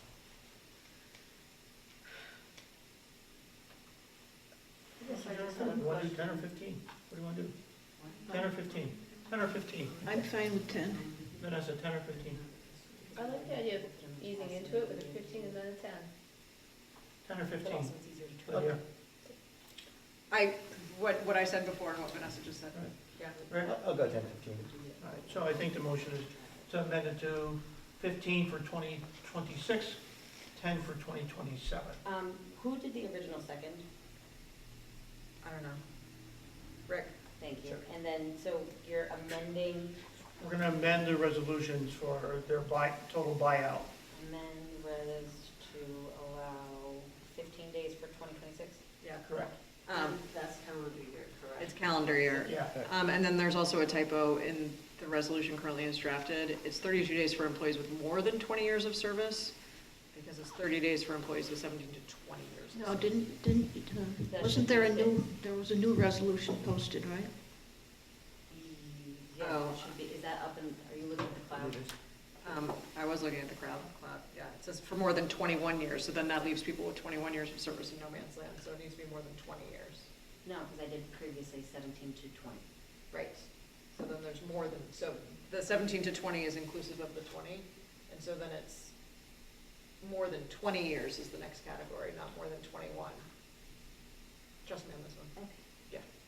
Yeah, it was the same issue as. Yeah, it was the before, same when- issue as before, exactly. Yeah. And I can send you, Thank you. yeah. Who seconded the amendment? Second. And yes, the reason that we did calendar year for vacation buyouts is because, A, it's easier to track. It will still be fair to everybody because We're implementing it. we're implementing it. yes, January 1, and everybody has an anniversary in a year. But there are some people who have already just recently done some buyouts, and if we did it by anniversary year, they would not be able to fix this Moving forward. moving forward. Okay. All in favor, say aye. Aye. Oh, thank God. Great. Okay, couple purchase request items for the work that we're doing down at the wastewater treatment plant. The one is for a correction for number 4, and this is from the contractor. We actually get a credit back. It's for $1,589.79. We really don't need to vote on that, but for your awareness, there were some pipe changes, and as a result of the pipe changes and pipe fitting styles, we're able to come up with a savings and put back in contingency $1,589.79, okay? So that was not a vote. The next one is for an expenditure of $13,734.44. This really is a change, and it has to do with our automatic valves and the blowers and how everything is connected in the event of a failure. We looked at multiple alternatives to be able to do this. Both alternatives would be a cost increase, but the most cost-effective and functional solution would be this proposal, which contains all these fittings and valves and everything to make this work, which adds an increase of $13,734.44 to get the electrically actuated valves, which are recommended, and this would still be within our contingency allowance. So I'd like to make a motion to approve correction COR number 5 for $13,734.44. Second. Discussion. All in favor, say aye. Aye. Karen, you're up. Okay, the treasurer's report.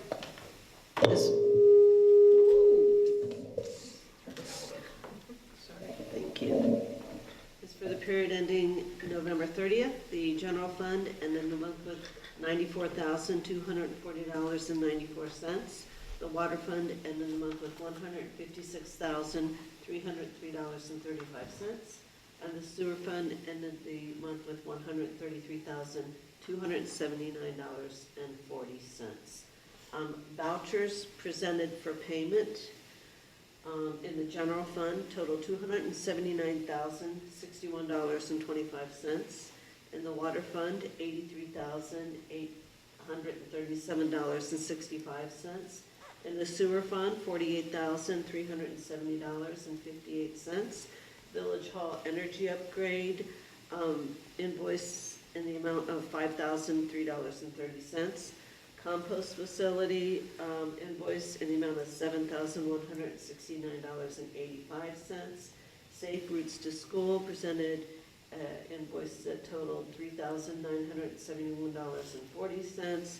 And the zoning code update presented bills totaling $8,953.73. And the Asher Dam had an invoice of $14,080. Escrow account had invoices totaling $4,348. And we had the water treatment plant upgrade project with a invoice to the vendor totaling $407,666.32. It was a financially busy month. Yeah. The general fund is high due to the insurance payment and then our annual New York retirement invoice is included in there as well. I'd like to make a motion to approve the operating statement. Second. Discussion? All in favor, say aye. Okay, the operating statement is provided with revenue and expenses through 12/9. The water and sewer December monthly bills went out in the water totaling $29,927.58. In the sewer fund, $39,215.34, and those are due December 25th. The adjustments in the water and sewer were signed off by Mayor Bassett and presented for approval. I'd like to make a motion to approve the water and sewer adjustments. Second. Discussion? All in favor, say aye. Aye. And there were no budget amendments for this month. Great. Okay, Thank you. thank you. Thanks, Karen. Committee reports. Rick? Okay. The tree commission has no action items for this month. Just two items. We did plant 24 trees last month with our slew of volunteers, and so thank you to all of them. And then the other thing I just wanted to mention to folks is that this is concerning the Beekman Arms property. Thank you. The Beekman Arms property, both the tree commission and the planning board worked together to come up with a landscaping plan for the area in front of the Beekman Arms. And there is a plan that involves some lovely new sidewalks, some elm trees, which are actually as historically accurate as we can make them, because they have to be hybrid elms, native elms, can work. So we did work with both planning and tree commission did work with the owners of the Beekman to get that plan into place. And we are confident that plan's gonna be carried out and it will look good. The issue there right now is that the work is taking place alongside a state road. And so the state has all kinds of regulations and hoops that have to be jumped through. So right now, the project is really right now being negotiated between the owner and the state. The state understands what we want. They've agreed to the trees and the landscaping that we want. So that's good, but the timing and how all that's gonna get carried out is really between the owners and the state at this point. It's out of our hands. We can just say, we know it, when it's done, we will have something that will be a benefit to the village of Rhinebeck. And I think it should be made clear that the owners of the Beekman Arms knew that these conversations with the Department of Transportation needed to take place before they started taking down the trees and before they ripped up their sidewalk. So, deep apologies to everyone for the inconvenience and the appearance. but we really did everything that we could do to make sure that that wouldn't happen. And I just want to say, this also is, I think, reflects well that the planning board and the tree commission are learning to work together more closely so that when we're in a situation where there are trees being planted or there's some landscaping, that we really have very good communication about these things. So we're really working to kind of tighten that loop up, which is nice. Yeah, and actually, the really nice thing about this is, I don't know if anybody is gonna remember what the sidewalks and the tree wells used to look like, but what they're going to look like when they're complete is the tree lawn is gonna be 6 feet wide, which is gonna be approximately 2.5 to 3 feet wider than it currently is. And the sidewalk itself is going to be a bluestone-like material, and it is going to be 7 feet wide. So both the sidewalk is gonna have a lot more space for people, and the trees are gonna have a lot more space to grow, and hopefully that will prevent heaving and all of the other problems that we've been dealing with in front of that particular property. So I'm very grateful for the cooperation of the Beekman Arms to, accept the recommendations of everybody to carve away at some of their lovely front garden in order to allow for greater access to humans and trees. But it should be really beautiful once it's done. It's just gonna take a minute to get there. That's it. Yes. So I'm working on our annual climate progress report, so I'll be getting that to you all for some holiday reading. I wanted to preemptively give a thank you to Rhinebeck at Home and JSA Environmental, Social, and Governance Impact, because they're going to be letting us borrow their sets of reusable dishware and utensils so that our holiday party coming up can be low waste. So thank you to them. And let's see. Oh, just another fun update. The environmental club at the Bulkley Middle School, these students are trying to implement composting in the cafeterias. And so some members of the Climate Smart Task Force have been helping to coach them and give feedback on that plan. Currently, just to be clear, the contract that the Rhinebeck School District has is with Laughing Fox Farm, which comes and does a custom curbside pickup of food waste from the school district. So they're not using our municipal dumpster system. Let's see what else. Oh, yes, and also our collaboration with Marist College and their Department of Environmental Policy and Environmental Science and Computer Science.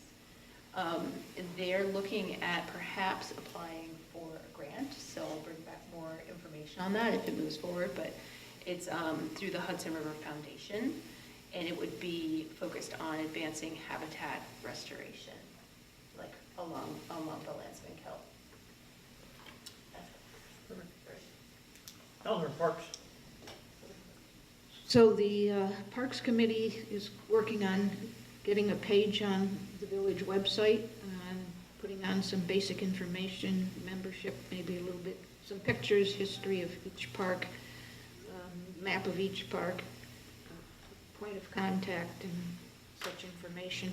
The invasive species presentation has been moved to spring, possibly to April if we can find a date, because the person that we originally contacted and thought was coming didn't, and so we're looking for another person to replace them and do that presentation for us. One of the ideas we had is to take a tour of some local playgrounds to get some ideas about, playground design and what kind of equipment, so that we're not kind of winging it. We also had very pleased to say that we had several people who are interested in joining the committee, and pretty soon we'll have to cut off our little advertisement on the website, because we might reach nine members, and that's the maximum that we can have. That's That would be great. great. So we're currently setting up interviews. I do have one member, and that is Paul Higgins. He had one of the one-year initial terms, and he would like to continue to stay on the committee. I'd like to propose that I make a motion that he be reappointed, and this would be then a three-year term starting January 1st. Okay. Second. Do you want to keep the terms from January to January, or would you rather move them to Well, at that, April? we had that discussion, and Yeah. we decided on January to January. Yeah. Okay, It's I mean, easy, it's They're easier not to the only track. committee that Yeah, has it different seems- terms. Pardon? no, they're not. Nope. Okay. You're not the only committee that has different term dates other than April. Okay, yeah. I mean, it doesn't matter to me, but we had had that discussion, and it just. Yeah. We The were only just- difficulty is now that Getting we don't people have a to show. second meeting, that Right. then we'll be appointing people after, but they can come to the meetings and, yeah. All right, all in favor of approving Paul Higgins, say aye. Aye. Yeah, thank you. Lydia, you're up. So, comp plan implementation committee started its work in October. They are generally meeting, so far, so good, knock on all the wood, the first Thursday of the month here at 6 p.m. The woman who works for the Department of State who's administering our zoning code grant has actually come to 2 of the 3 meetings that we've had so far. And I was like, why are you here? In person? In person, yeah, she's lovely. And, but I asked her, I was like, this is all well and great, and I'm glad that you're here, but why? And she said, well, you're the only community that I know of in the entire state that pulled together an implementation committee after creating a comp plan. And so I'm kind of curious to see how you do it. And I was like, oh, I was hoping that you were gonna tell us how to do it. To be, that said, it's a wonderful group of people. We have very lively conversations about what's cooking. In general, everybody's trying to just wrap their arms around the 254 recommendations that are in the comp plan. How to start thinking about prioritizing them. Luckily, about 100 of them are captured either in part or in whole by the zoning code update. So to that end, the zoning code working group is probably about halfway done with a draft. They're literally just taking all of the policy statements from the comp plan. We've put it into a spreadsheet, and we're just going through them one by one by one by one. Oh, this one belongs in new parking regulations, and oh, this one belongs in new site plan, regulations. So it's a lot of really sort of tedious, dry, highly detailed work, and then making sure that everything refers back to each other. We should have a tentative draft that this group can review, that the comp plan implementation committee can review, the planning board can review, the ZBA can review, and that we can review. Probably at the same time that our lawyers are taking a look at it, just to make sure that we're not stepping in something, or if we are, that we're at least prepared for it. And then ideally, we should have a draft available for public consumption and public engagement and public hearings. Late spring, summer, with the goal of ideally passing the new law in perhaps next September.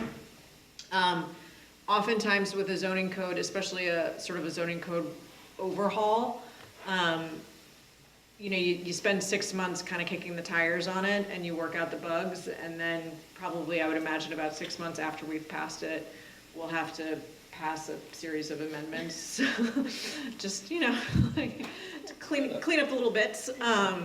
And at that time, I have a feeling that we will probably have a companion pattern book to go along with it. But this is sort of, I'm absolutely speaking out of turn. So, this is a hope, but we'll see. Once again, there's a lot of work to be done. There's a lot to wrap our arms around. But, with any luck. Of course, folks have already started coming up with things that they want to ask us for money for in the next budget season. So we're gonna pull all of those together and prioritize them, and then I'll come to you with this in February, March. See how that goes. Mostly transportation related. Glad to know the 25 mile per hour signs are Cool. back on the docket. Oh, that's on our, yeah, it's on, I'm on my committee. Yeah, so, so it's exciting work. You're more than welcome to come to the meetings. And, you know, we'll just see how it goes. Cool. Yeah. Okay, next is our business district improvement committee. You remember last month, we appointed our first member. We now have 2 new people who want to join the committee. We have not had any meetings yet because we're still in the process of building it. So the first person we would like to appoint tonight is Howie Trout. If everybody remembers, Howie Trout used to serve on the village board for quite some time. A valuable member of our community and also a property owner in the business district. I would like to make a motion to appoint Howie Trout to the newly created Business District Improvement Committee. Second. Discussion? All in favor say aye. Aye. Aye. The next is a chamber member, also very much involved in the community. This is Luciano Valdivia, who is currently the president of the Rhinebeck Chamber and also a business owner, and that was one of the criteria we had. We wanted somebody from that sector to be on the committee, so I'd like to make a motion to appoint Luciano Valdivia to our Business District Improvement Committee. Second. Discussion? All in favor say aye. Aye. So passed. Thank you.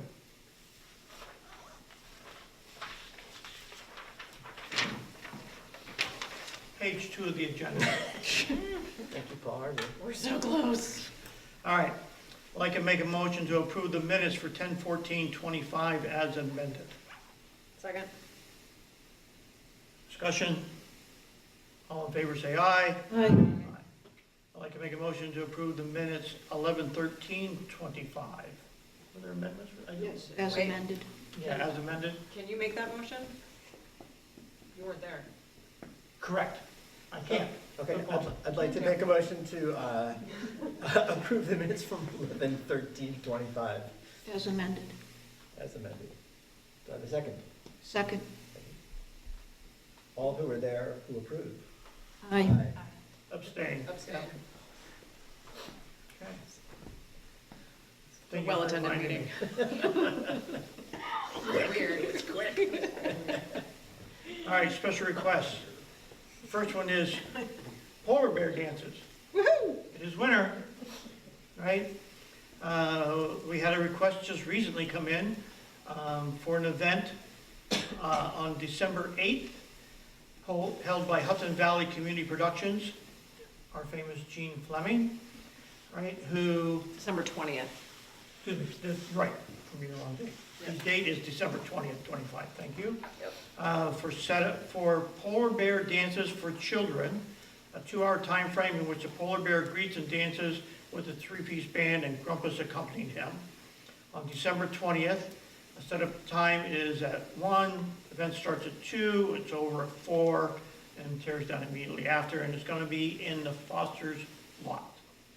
So I'd like to make a motion to approve the polar bear dances. I'm excited to go myself. Second. Second. Discussion. All in favor say aye. Aye. Aye. Nice to see Santa Claus sort of, Yay. sort of. Okay, next, I'm going the order here is to make a motion to close Village Hall early on 12/18/25. This is so for the staff to go out and enjoy a little bit of holiday celebration. Oh, Second. can I go? No, Man, rough crowd. staff, not staff. I'm not. Not invited. Management explicitly not invited. Unless you want to dress up as the Grinch. All right. All in favor say aye. Aye. I'd like to make a motion to cancel our December 23rd, 25 board meeting. Second. That was correct.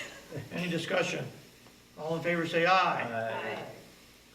I would like to make a motion to use of the Village Hall on 1/27/26 for the Democratic primary. Second. Discussion? All in favor say aye. Aye. Can you also please cancel the second January meeting as that falls on the same day? Oh. Unless you'd like to reschedule it. I'm sorry, what? I didn't- The second board meeting in January falls on the same day as the primary. So Oh, it does? would you like to reschedule or cancel?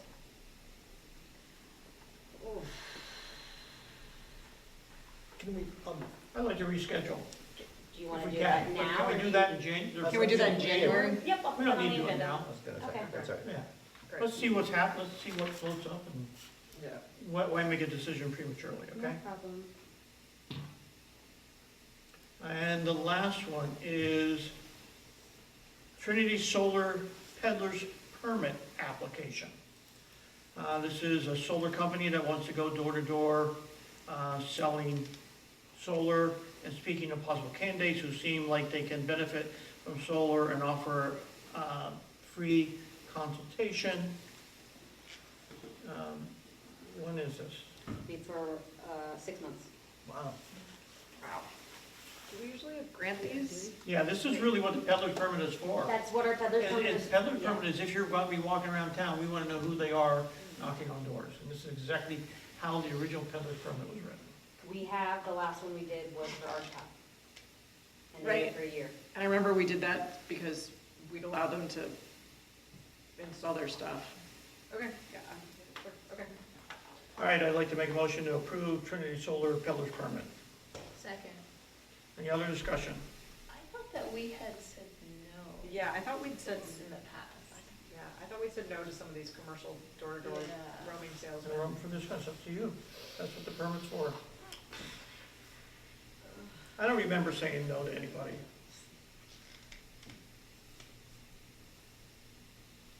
The last one you approved was our shop. And they have to submit, driver's license and all that kind of stuff and all those goodies. Mhm.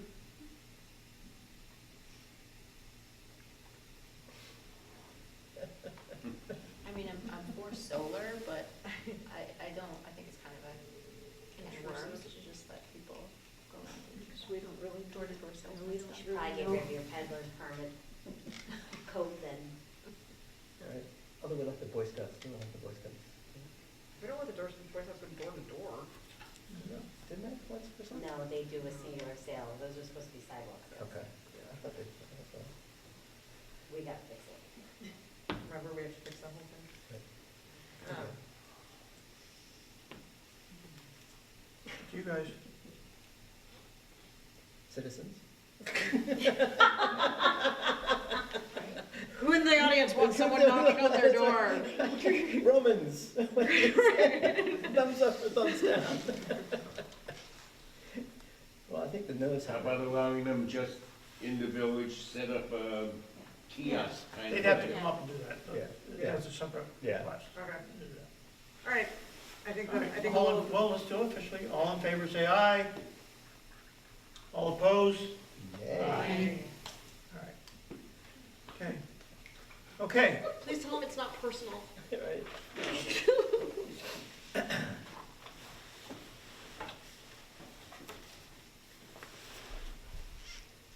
Make a motion to adjourn. we have to appoint the fire department officers first.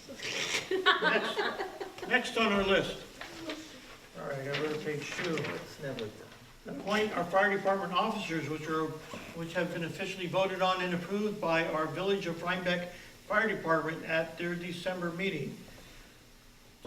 I'm gonna make a motion to approve the following people. Chief Bryant Knapp, Assistant Chief Peter Fraley, First Captain Todd Leary, Second Captain Rich Ross, First Lieutenant Thomas Bykart, Second Lieutenant Jeff Mulligan, EMS Captain Jeff Cotter, First Lieutenant Erica Cotter, Second Lieutenant Heather Fraley, Fire Police Captain David Ellison, First Lieutenant Nick Buzzell, Second Lieutenant Doug Amy, and for the Civil, President Walt Cotter, Vice President Kyle Amy, Financial Secretary Leanne Pitcher, Recording Secretary Jim Rogers, Treasury Chrissy Amy, Director Sonny Freeman, and Director John Imperato. I'd like to make a motion to approve all as listed. So moved. So, second.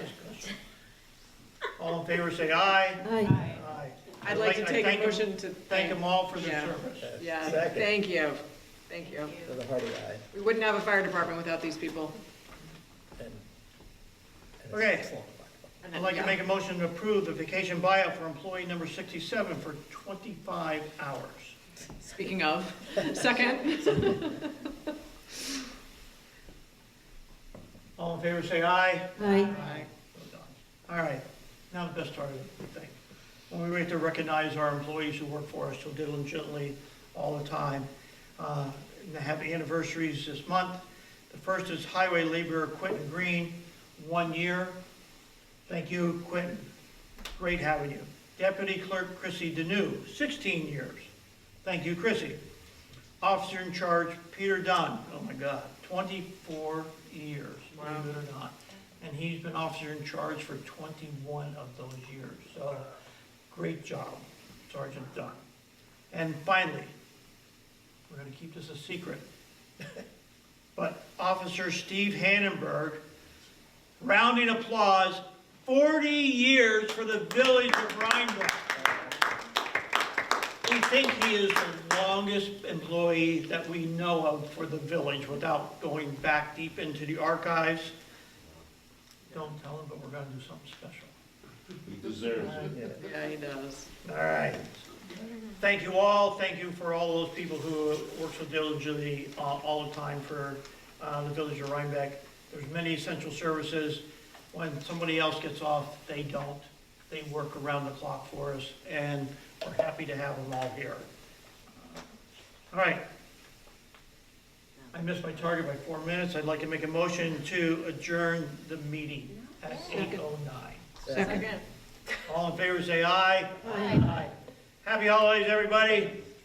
Thank you.